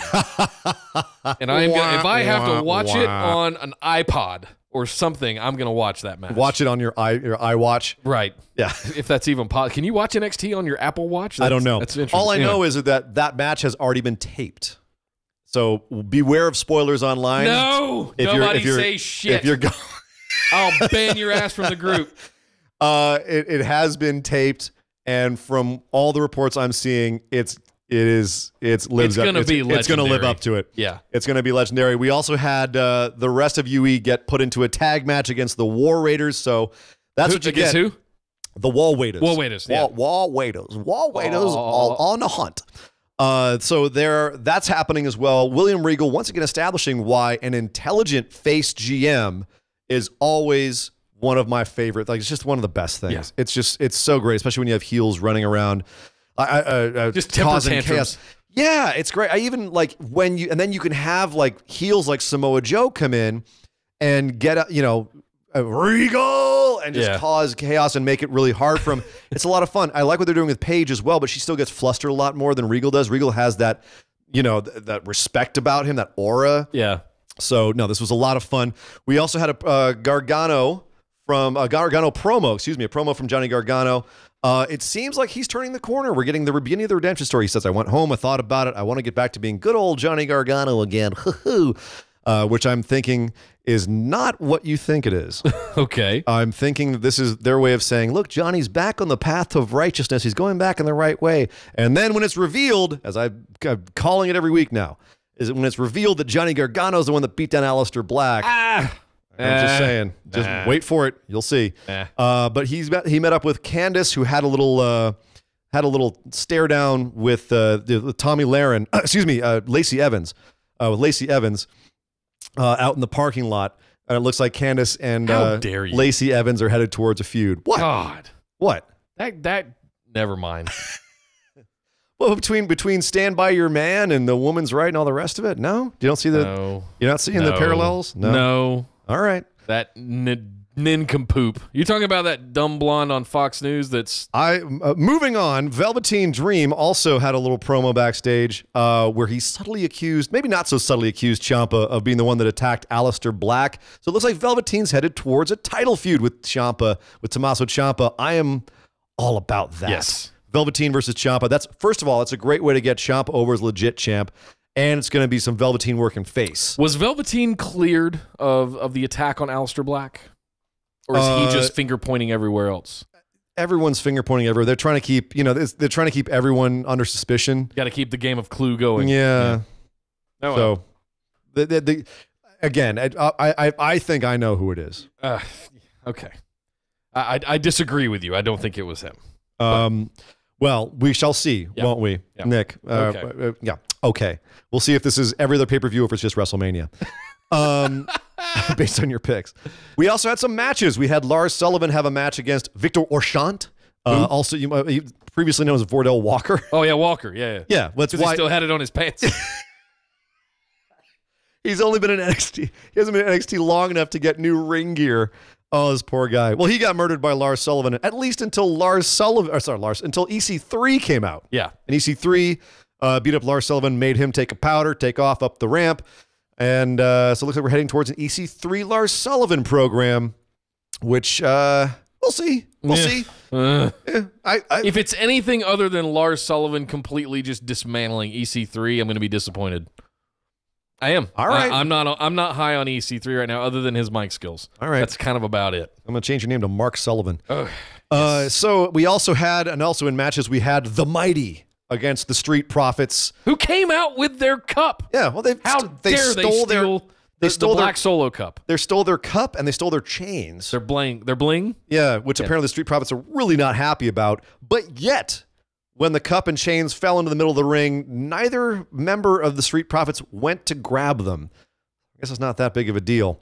They also, thanks to an injury, a really nasty injury over on the stairs, Montez Ford had his leg caught up in the stairs, and then the stairs got kicked. That looked pretty brutal. Yeah, that was nasty. And really nicely worked Hope spot where they're trying to go for the hot tag, and it just never happened, and they ended up getting rolled up, and the Mighty beat the Street Profits. I see this being an ongoing feud. I don't know where it's going to go. I think it's just a way to kind of get both these teams some pep and some heat and some attention, but it's fun. It's a fun little feud. It is what it is. I'm not mad at it. It's a lot of fun to watch. Exactly. The next match we had was Kairi Sane facing off against Vanessa Bourne, and we've traditionally been a little, dare I say, confused, but not really sure about Vanessa Bourne. And in a way, why is she getting the push, or seemingly getting the push that she is? Is she really going to come through with this? Why is she getting so much time? Yeah. Right. This is the first time that I went, okay. She's hanging with Kairi Sane. She's got a couple of moves I haven't seen her do before. Yeah. She's improving. I seem to recall us being higher and higher on Vanessa Bourne every time we see her. Like every time we see her, we kind of go, okay. Because there was a few we were like, she's terrible. Why is she getting this push? Why is she getting so much time? Obviously, we're not in the Performance Center. We don't know. They obviously see something in her that we don't. And I'm starting to see it more and more every week. So there is something happening. She's got the look, that's for sure. That suplex that she did where they did a barrel roll. The twisting suplex. Suplex was a lot of fun. The Starry Night, yeah. Starry Night, she calls it. Yeah, so there was some good stuff in this match. Kairi does pull off the win and then stares down Shayna Baszler, and they set up a match at Evolution, their rematch for the championship, so that was nice. Lots of setups in this show this week. We had a setup for Keith Lee versus Kona Reeves, where Keith Lee was giving a promo in the back hallway. Kona talked some crap to him, and Keith said, "Cool, let's go, buddy." Yep. Bye, Kona. Nice knowing you. Kona gonna die. He's going to be the finest corpse in the building. And I'm going to mark out for this next one. Oh, here we go. Tommaso Ciampa having, I believe, Nick's over there swatting himself. Flapping arms. Stakes and weights. Calm down there, Tucky. Woo! So Tommaso Ciampa with his first, I'd say, non-Gargano title defense, I think it was, against Otis Dozovic. It wasn't a title match. It was a non-title match. Oh, was it? Yeah, it was. Okay. It was not a title defense. Otis Dozovic versus Tommaso Ciampa. Yes. Otis Dozovic, surprising that he's coming out as a singles wrestler here. Although Tucker Knight, his tag team partner in Heavy Machinery, did show up at the top of the ramp to keep Tommaso from leaving at one point. Yes. But this was basically just Tommaso getting his ass whipped for most of the match, and then pulling out some heel shit at the end, raking the eyes. Couple of draping DDTs after raking the eyes, and got the pin on him. Boom, got the pin. I think this was a great way to show Tommaso Ciampa is a weasel, and he's a heel, but he can manage to pull off a win when he needs to, and that Otis Dozovic is legit. He can deliver. Yep. He's a good looking monster. He can do big power moves. He's a good power dude. Can actually wrestle a match, entertain the crowd. We knew that from his work in Heavy Machinery, but yeah, this was a lot of fun. Yep. So, but that's it. I think that was just a statement match, pretty much from Ciampa. Yep. So this was it was the second week that we've had 205 Live immediately after. They are taping it before SmackDown Live now on Tuesdays. The second Wednesday 205 Live, which from what I'm hearing is going over really well. It's apparently it's doing very well. And having them tape before SmackDown Live is doing great things for the crowd. Airing it on Wednesday, it seems to be so people don't have the overkill from SmackDown. They're doing the. But is it going to be 205 taped now? Well, it's 205 live recorded.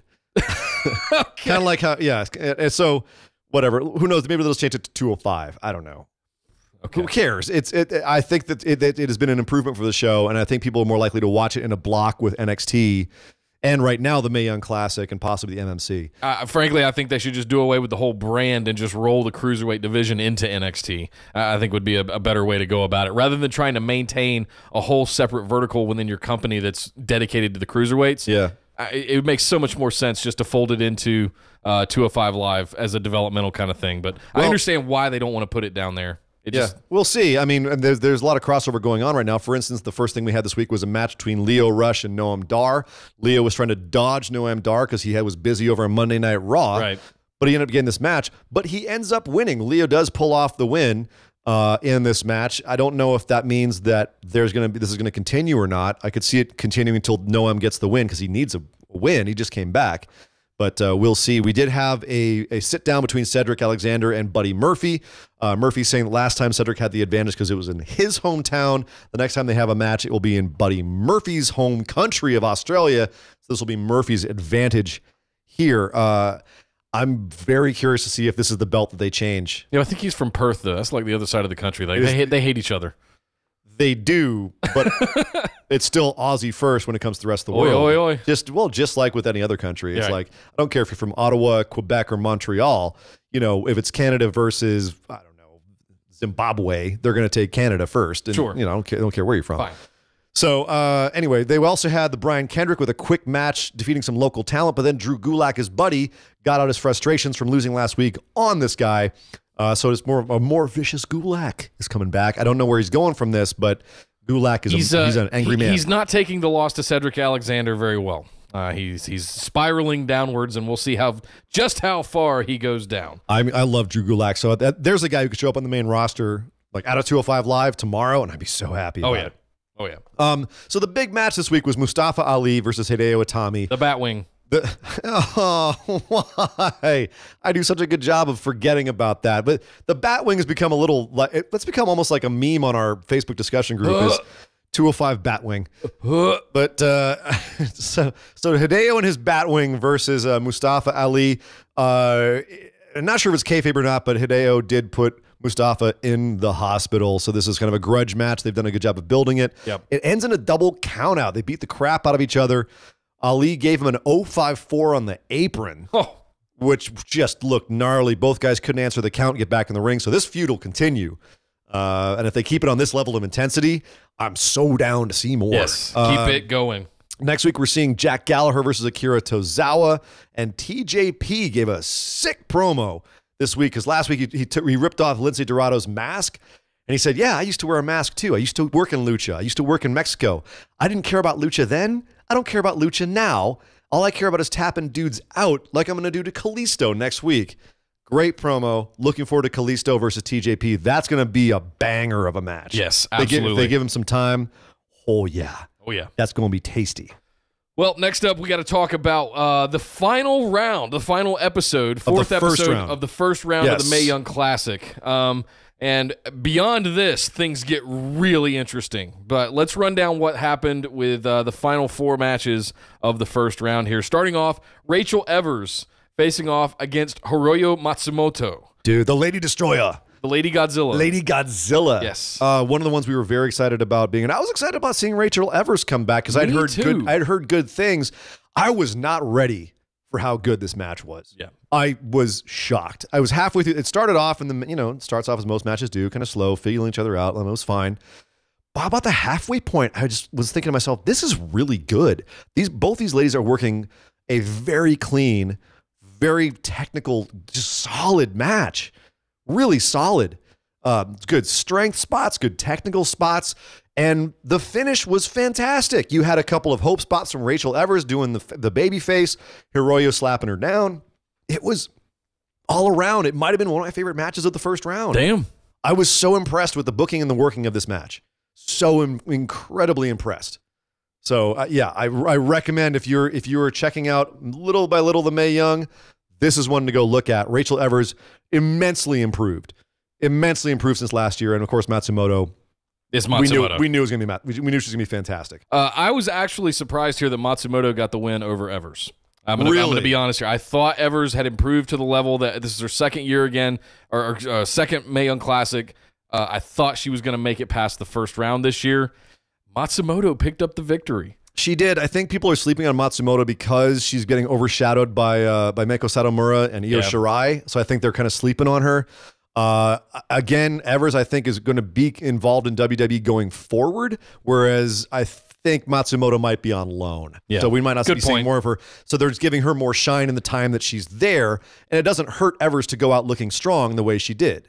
So I understand why they ended this way. Next up, we had Tainara Conti versus Jessie Elaban, which was, I thought, the least of the matches of these four matches, the least impressive. What I'll say is Tainara Conti had a lot of my hope and attention, I guess is the way I want to say it, coming into the Mae Young Classic. I thought, she was one of the ones that had gotten hyped really big, so I was expecting more. I guess I'm a little bit, I don't want to say I'm disappointed, but it's a little lackluster from what I was hyped up to expect. Yeah. So, and I don't know if that's Jessie or if that's Tainara or combination of both or whatever, but this was kind of a meh. Jessie, obviously very green. Yeah. I think lots of potential. Does remind me a little bit of like a Dakota Kai, especially with the legs. Yep. Some very long legs and some good looking kicks. And a very energetic and very charismatic in-ring style, but obviously still very green. Tainara also felt very green. It felt like a very scripted match. Like both girls were being booked to their strengths. Don't show off too much because you don't have a whole lot in the arsenal. Let's just get this done with. Taynara gave me pretty much what I expected from her. Yeah. I don't think that highly of her. I think she's incredibly talented as an athlete. I think she's still learning the craft of wrestling. And that kind of showed here, in my opinion. So she does pick up the win, moves on to face Lacey Lane in the second round, who also got a lot of shine in her first round match. Against Craven, yeah. But there's but again, there's a lot of green this year. A lot of green. I'm hoping that Conti impresses me in the second round. I'm hoping Lane also looks better in the second round. I think they had the potential to put on a good match together, but this match, it definitely felt like it felt more like the first Mae Young Classic, like some of the matches there, where it just was a little bit underwhelming. Yep. Next up, we had Isla Dawn facing off against Nicole Matthews. Yes, first time I've ever seen someone with a Scottish accent get subtitled. Well, she kind of needed it. Yeah, you get the Scottish accent and a lisp, so that's a double trouble right there. I've been to Scotland one time. I've been to Glasgow, and that's a thick accent. I could not understand. I might as well have been in China. I could not understand anything. They were speaking English, as I do air quotes. But it was Scottish. It's very. I don't know what that was, but I've actually got family in Glasgow, and visiting them is always an adventure. Oh yeah. The first day or so, it's like scuba diving, where you have to acclimate the lower you go. Yeah. It's like going down to 100 feet. You just gotta sit there and be like, all right, at some point my lungs will catch up with this. So, but anyway. Where do we go? How do we get there? I don't know. So this was an okay match. This was fine. I actually thought that both of them worked very well. Isla Dawn lost, but I think that's fine again because she's going to be involved in the UK, the NXT UK division. Right. I'm not sure how long Nicole Matthews will be involved in WWE if she'll go be a trainer. She's obviously, I think, very talented. Has been doing it for a long time, 12 years, well respected.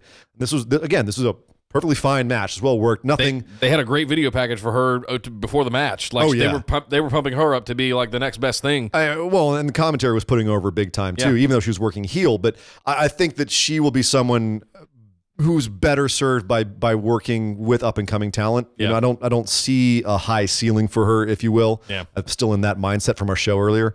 But this was a fine match. I was not blown away, but I also was. This is respectful. It was a respectful serviceable match. Yep, and I'm looking forward to seeing what Nicole Matthews does in the next round. Finally, we got to talk about Xia Brookside versus Io Shirai, probably one of the most hyped women in the Mae Young Classic. Io Shirai having her debut in WWE by murdering a 19-year-old.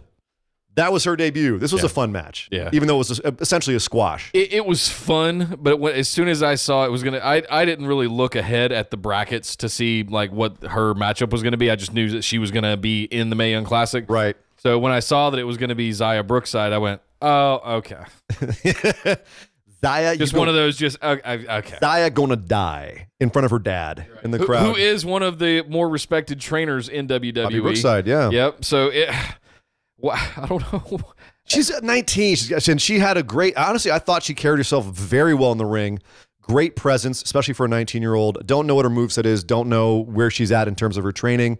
But from what I saw from her in this match, her selling was really good.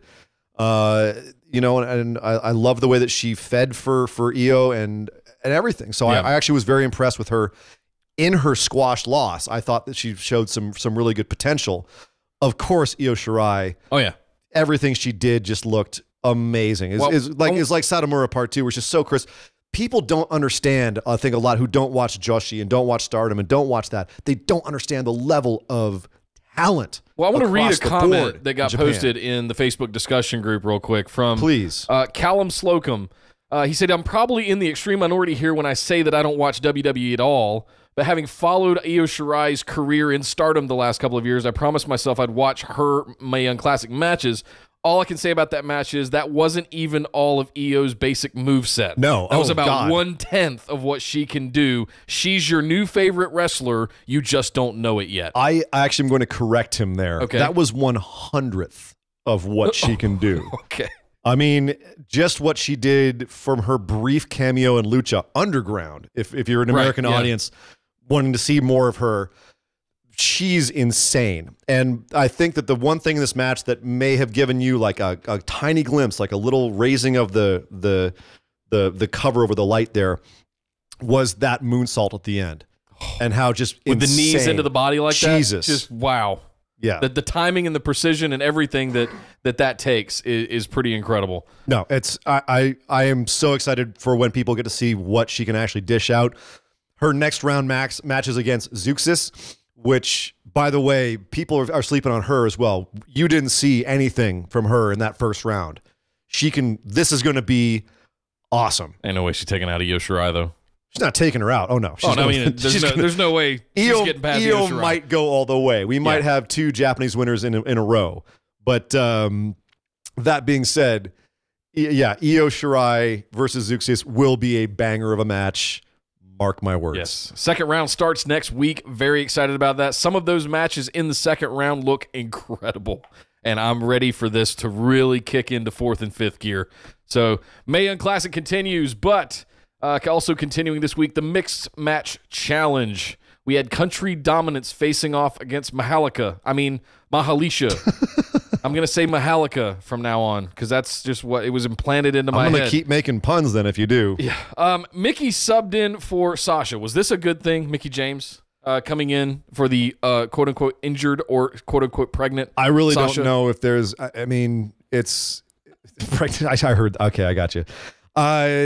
Mickey versus Sasha with Bobby Roode. Yeah. Either way, that's Bobby right now is not – he's on a downswing. Yep. Like it's – I think Mickey actually might make the team even less exciting to the average fan. Yeah. I think Sasha might have lent it a little bit of excitement. Mickey and Bobby's going to make it a little bit more bland, I think. They did pick up the win here, mostly because there is a bit of miscommunication going on. Sunil Singh is still running around with Jinder Mahal. Alicia doesn't like him. There's like a love triangle thing going on here with Sunil and Alicia and Jinder, and it's kind of fun. It's actually very entertaining, which is more than I can say for Bobby Roode and Mickey James. Agreed, 100%. Next up, we had Miz and Asuka facing off against Fabulous Truth, Carmella and R-Truth. You know what? This is exactly what the Mixed Match Challenge should be. This was so much fun. This is, we had a lot of fun with the first, round of matches earlier this year with the Mixed Match Challenge. This is the embodiment of what this should be, and it's just so much fun. It's just fun. Them having fun in the ring. Seriously. They're not taking it seriously. They're just having fun and being goofy. And Miz saying he's got a better moonwalk than Michael Jackson, and then jumping around like he's in an actual moon suit. It's just fun stuff. R-Truth over as hell. He was still riding high from earlier when he did the R-Truth TV. Truth TV. They were still chanting Truth TV during this.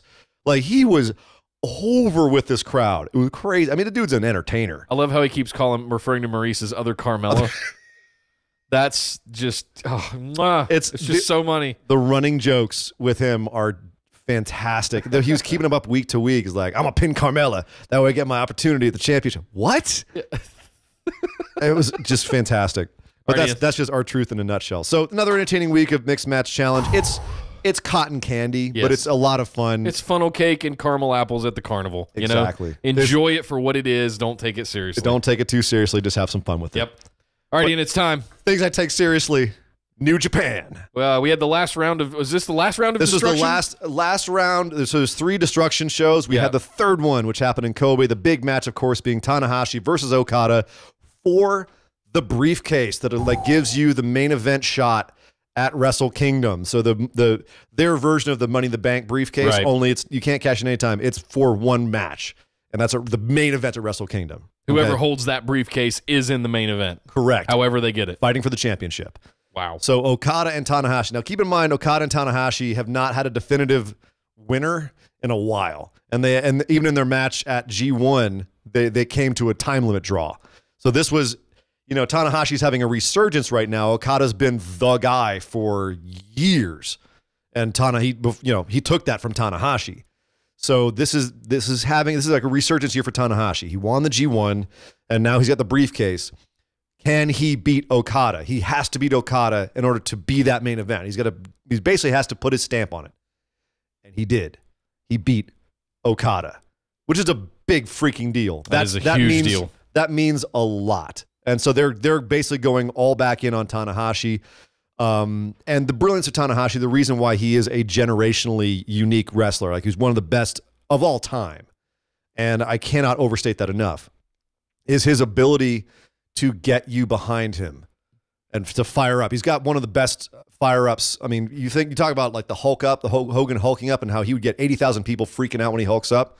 Tanahashi, I think, has a better one. Yeah. When he hulks up, it is fire. Yeah. And you can totally get behind him. So I think this was the right decision. I'm excited to see Tanahashi and Omega. They're already going at each other on social media. I'm excited to see it at Wrestle Kingdom. But that's not the big story of Destruction in Kobe. If you watched it, you already know what I'm about to say. Drama. Probably the biggest swerve since Jericho unmasked himself. Okay, let me run this down. So after the match, Tanahashi and Okada, both exhausted in the ring. Okada's laid out. Tanahashi's celebrating. Out comes Jay White, who he's been agitating recently, and he's probably one of the biggest heels in New Japan right now. Comes out, lays out Tanahashi. We kind of saw this coming. All right. Okay, Jay White out there. He grabs the briefcase, poses for a little bit, and then he starts laying into Okada, which is a big deal because they're both in part of the same faction, Chaos. So we've been seeing this civil war coming for a while in Chaos. Now it's finally coming to a head. Jay White has finally turned on Okada. So, of course, the rest of Chaos starts running out. Well, who hadn't been beaten up in a match earlier? Which basically means Yoshihashi. Yeah. If you don't know Yoshihashi, he's basically the gingerbread man of New Japan. He's just, poor Yoshihashi. He's just kind of vanilla. He doesn't really have a character. He's not really charismatic. He's kind of goofy. It's just, but not intentionally. You know what I mean? He tries to be a badass. He's just not. He's just not. He runs out, takes a spill on the ramp. Now, we all remember Titus style. We all remember Titus Worldwide at the Greatest Royal Rumble just bailing and just going all the way into the ring, right? Amazing. Barely missing that post where he almost impaled himself. Both posts, yeah. It was almost really bad. Well, Yoshihashi also tripped on the ramp and fell. He didn't miss. No, it was bad. It was bad. He got up, and I mean, you saw Liv Morgan trying to get to the corner. That was Yoshihashi trying to get into the ring. He was stumbling. He did not know where he was. Somehow managed to get into the ring. Blood pouring out of his head. He had the spurt going on. A little bit. Yeah. Jay White, smart of him to just kind of throw a chair at him. Yoshihashi takes the bump, rolls the hell out of the ring, and medical professionals just swarm him. Yoshihashi got messed up trying to come in for the save on Okada. And before I get to the big swerve, which is coming in a second, I got to really quickly say it is telling. It's telling that in the replays of that and on New Japan, when you watch it now, they actually edit it out. They have cut the camera shot and they've edited out Yoshihashi going down. Interesting. You cannot watch the replay of Yoshihashi bailing and making himself look like an idiot. It happened so quickly, it makes it look like the chair busted his head open. So they have actually edited around it to try and not make Yoshihashi look like an idiot. Contrast that with the Titus Worldwide slip-up. Where they replayed it endlessly. Where basically WWE did everything they could to make Titus look like as much of an idiot as they could for weeks and months afterwards. Yeah, he'll never live that down. No. That'll be on his gravestone when he... It kind of shows you the difference in respect, doesn't it? Yeah. That the super promotions have for their workers. Yeah. Just something I thought I'd point out. Here's the big one. Jay White beating up Okada. Gato comes out. Okada's former corner man. Okada's now going off his own. He's kind of having a midlife crisis now that he's lost the belt. Gato comes out, grabs a chair out of Jay White's hands and says, "What are you doing, man? We're all part of Chaos." And then lays out Okada with the chair. Gato pulling a Seth Rollins from the Shield, lays out Okada and sides with Jay White.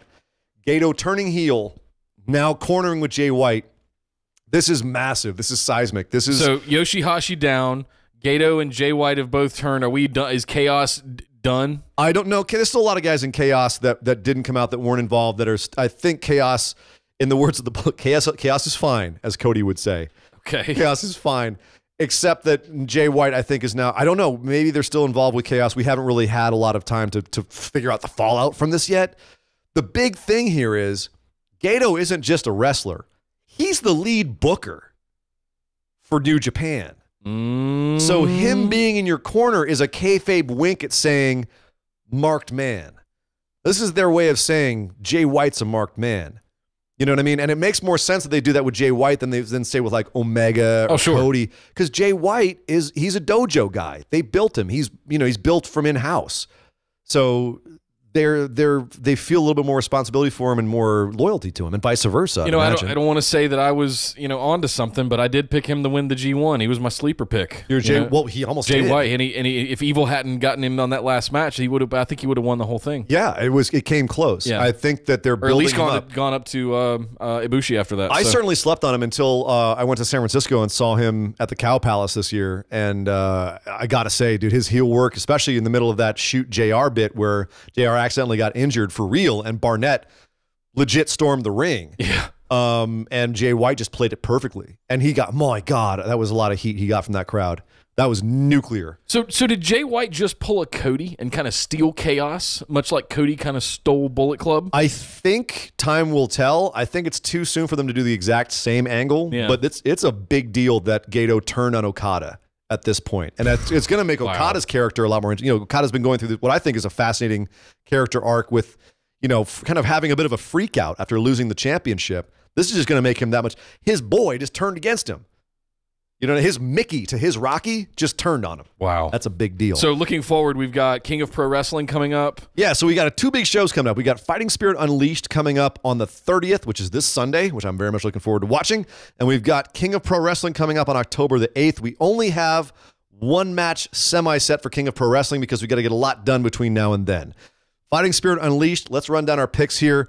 We've got a couple of undercard matches like Roppongi 3K and versus ACH, Ryusuke Taguchi and Jushin Thunder Liger, which is very cool for everyone who's down there in Long Beach to see Jushin actually work. You've got SoCal Uncensored, which is going to be Kazarian and Chris Daniels versus Hangman Page and Chase Owens. Typical undercard stuff.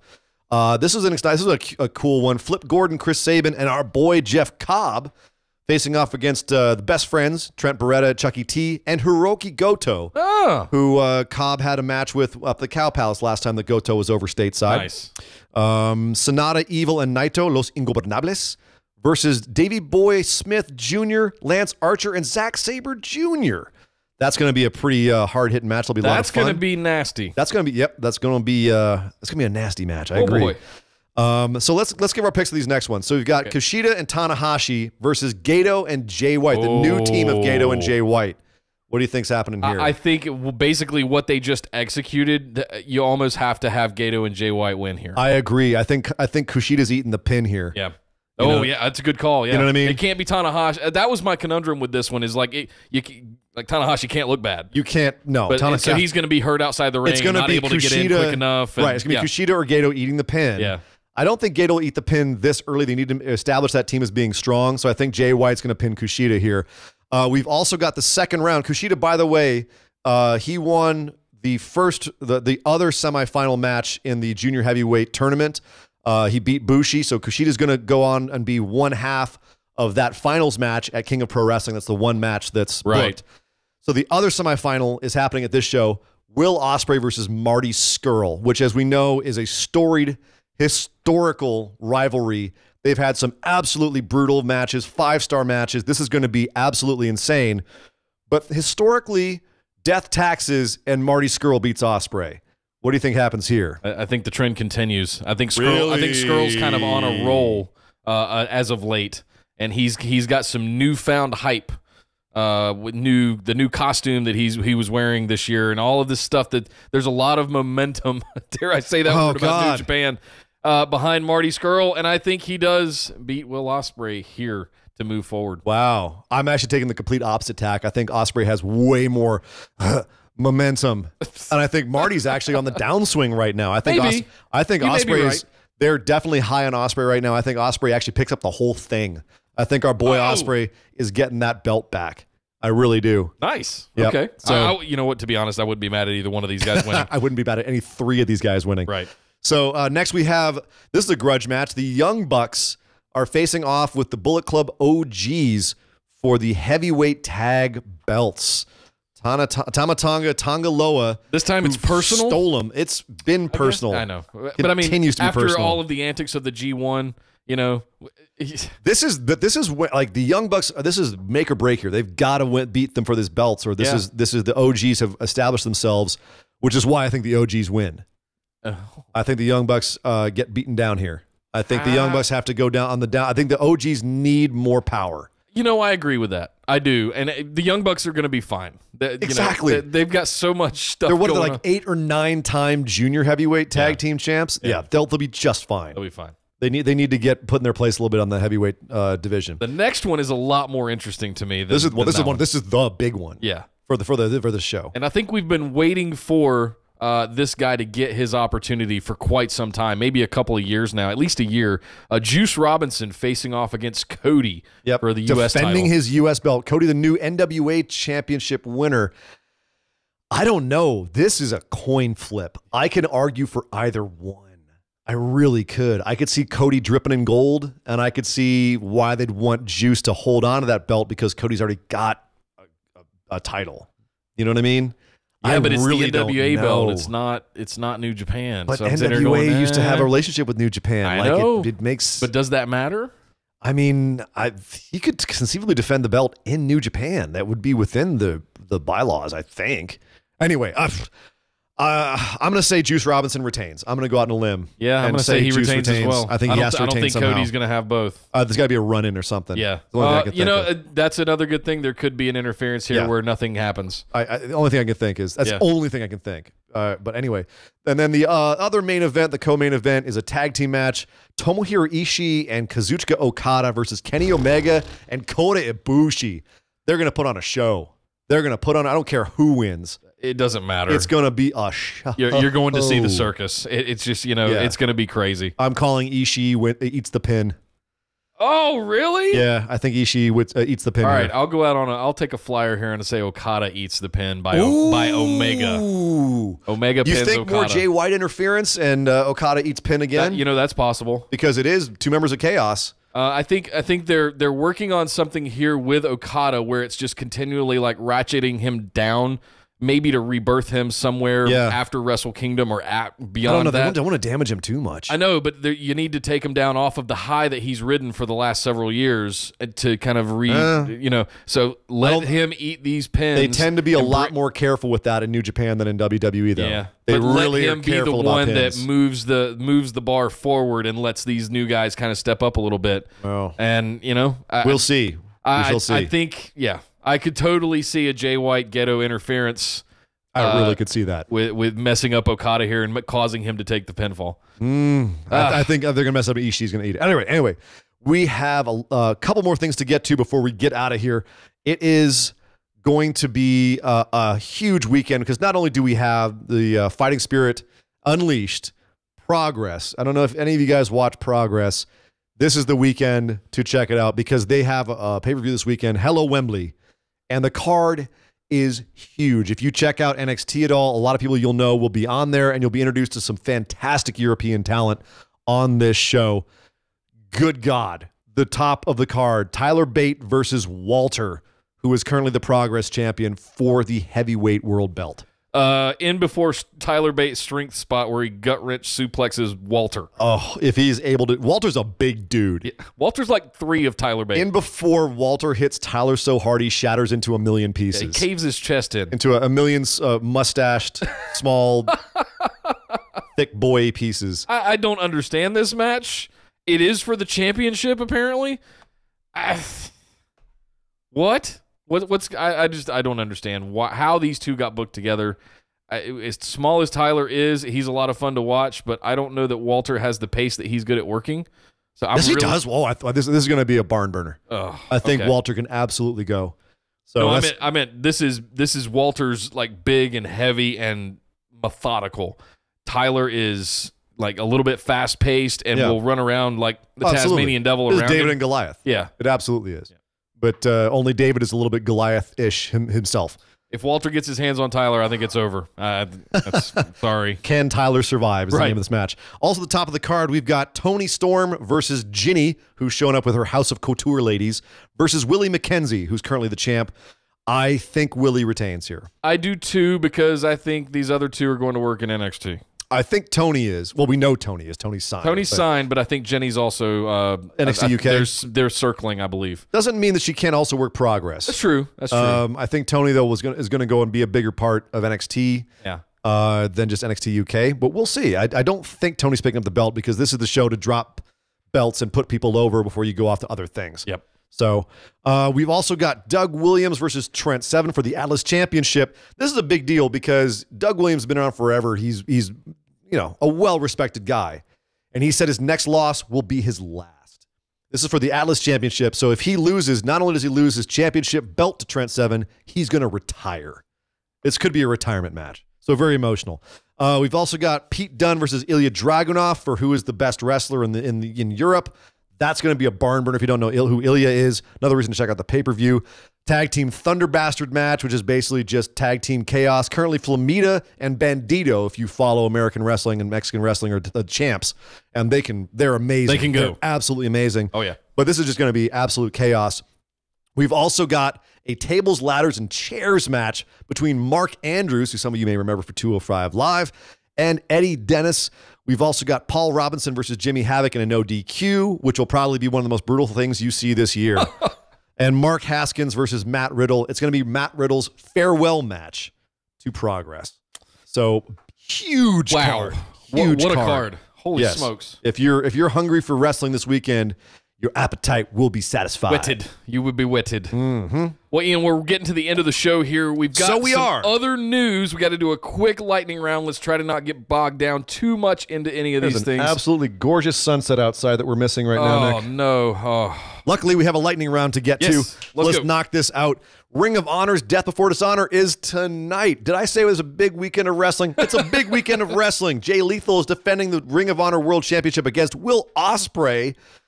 Cody Rhodes, the Young Bucks, Marty Scurll, and Hangman Page are facing off against Kazuchika Okada, Tomohiro Ishii, Rocky Romero, Trent Beretta, and Chuck Taylor. Good God. Sumie Sakai is defending her championship against Emma Tenille Dashwood. I think Tenille's taking it here. The Briscoes are defending against Chris Daniels and Frankie Kazarian. A lot of overlap you're seeing from Fighting Spirit. Right. You may notice. I was going to say, they sound all familiar. This sounds very familiar. I think the Briscoes are retaining, though. Punishment Martinez is defending against Chris Sabin. I do not think he's losing his television championship here. Jushin Thunder Liger's showing up. He's going to have a match against Kenny King. And Flip Gordon and Colt Cabana are trying to get revenge from All In against Bully Ray and Silas Young. It'll be a tables match. Hell yes. Hell yes. This weekend of wrestling is bananas. My God. In other news, Joey Janela, poor Joey Janela, he had a nasty spot recently, came out of the ring and just did something wrong to his knee. It's one of those typical things where the dude falls 40 feet off a balcony and he's fine. There's a little spot out of a ring, busts his knee up.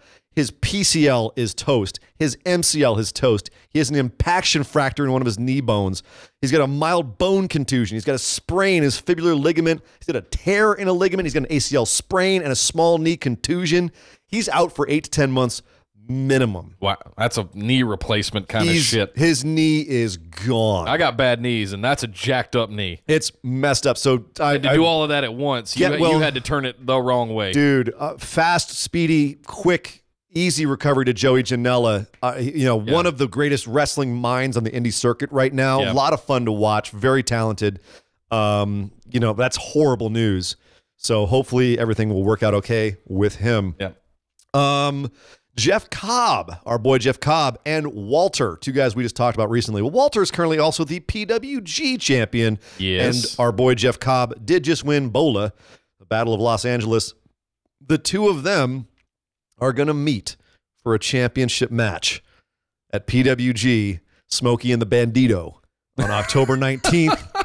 Holy crap, kid. You're leaving town too soon. Yeah, 2 weeks too soon. Yes. Oh, my goodness.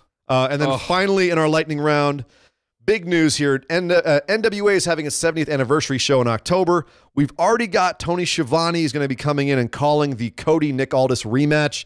We've got Championship Wrestling Hollywood's Joe Gali doing the play-by-play for the entire show. But joining him on color commentary, Jim Cornette. Smoky Mountain Wrestling legend. Holy Jim Cornette. crap, kid. That is going to be I wonder Fun. if there's going to be somebody that's paid dedicated to just be on the mute button or the beep button backstage for Jim Cornette. He likes to swear. He does. But he's done commentary before. He knows how not to swear. I don't know anymore. It's been a while. He's mostly just been on a Comcast. He's been on a podcast ranting. Unfiltered. Oh, man. It's hard enough for us not to swear. That guy is woof.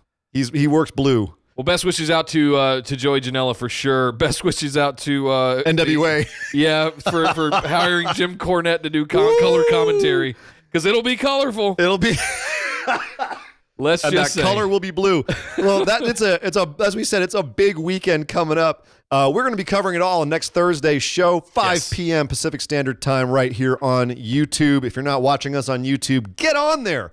Search for us, subscribe, hit that little bell so you get notified when we go live every Thursday and sometimes on Sundays and Mondays when we do the recap shows of the pay-per-views, which we will announce in our Facebook discussion group. Yes, over on Facebook, you can search for Busted Wide Open. You will find our page, slam that like button, but also come and join the discussion group, which is where all the liveliness happens behind the scenes. So for all of you that are listening to the show on your podcast app of choice and aren't coming in and partying with us behind the scenes, that's where the real fun happens. Come on over to Facebook and join the discussion group. You will have a blast and will not regret it. Also, come follow us on Twitter at BWO Podcast. We don't do so much over there, but we do appreciate the tweets every now and then, and do go out and engage with our followers on Twitter. As we can. Yeah, as much as we can, as much as there are 24 hours in the day. If you want to support this show, show us your thanks. Buy Sir Ian Dangerous and I a cup of coffee. So to speak. You could we like to eat, right? You can do so over at patreon.com/BWO. Sign up for one of our $5, $10, or more tiers, whichever you're comfortable doing, or just throw a couple of bucks in the tip jar at the top. Yeah, we just recorded, if you get on the $10 tier, we just recorded the special episode for this month. It's a lot of fun. Yes. We just start going off on people in NXT and how high we think they can rise on the main roster, which is... I think we said some controversial things, Nick. Yes. I think we did. You definitely want to listen in on that one. I don't know how much in trouble we're going to get because only our patrons are going to hear it, but I think it's going to be a lot of fun to see what they think. Yep. To sign up for that, head over to patreon.com/BWO. And last but certainly not least, I mentioned earlier the new Becky 316 shirts, but we have a bunch of other shirts with just our logo, all kinds of good stuff available on our merch store, which you can find at orbitaljigsaw.com/store. And again, if we see you at a live show or at an event on TV with one of our shirts on, we will get in touch with you and send you a care package of sorts, a goodie bag of that kind of stuff. But I'm Nick Howell. You can find me on Twitter at Nick Podcasts. And I am Sir Ian Dangerous. You can find me on Twitter at Sir Ian Dangerous. But by God! Will somebody stop the damn match! This show is part of the Orbital Jigsaw Network. For more episodes, subscribe to us on iTunes, Google Play, or Stitcher Radio. For details and show notes from each episode, check us out, orbitaljigsaw.com. And we're out. All right. Bam! All right. Landed the plane. Landed the plane. Thank you, everyone who's been hanging out with us in the live chat and on YouTube. Always a pleasure to have you guys. Thank you so much. It's been a lot of fun. We just talked for like 3.5 hours straight between the special episode and this episode. Yeah. So no joke, guys. The Patreon special edition episode this month is an hour and a half of Ian and I's breakdown on, like, the first half hour of it is just nothing but NXT and how it relates to the rest of the industry and the WWE. But then we dive into 10 men and 10 women. Yep. And where we think their destiny lies on the main roster. Well, just the aspects of, like, looking realistically at what is success on the main roster. Like, how do you define that? What are our expectations? Tempering our expectations for what that could be. And then looking at people who have succeeded in the past, people who have failed, and what that meant and how that happened, and then taking 10 men, 10 women, and putting them into those parameters and saying, okay, according to these parameters that we've seen happen before, what do we realistically expect? Yes. And there's some harsh truths in there. There's some harsh truths, some harsh R-truths in there. Butter says, who's the next Tyler Breeze? Who's the next Tyler Breeze? I don't know if there can be a next Tyler Breeze. I mean, while Tyler Breeze is still around. It has a gimmick that the main roster doesn't understand, finds a different aspect of that gimmick, gets successful. We talked about that one. And then it gets kind of pseudo-buried, and he just kind of is still around wrestling occasional matches? I mean, is that what we're talking about? We did talk about that one on the special. You'll just have to tune in. But there were a couple of those, actually. Oh, right. I remember who we said, I was going to kind of be like that. Yes. Yep. Oh, man. All right, guys. Well, thank you very, very much for tuning in. Again, we will have the recording up very soon. Also, it will be up on YouTube. I will have that up in the next couple of hours. Thanks for hanging out with us today.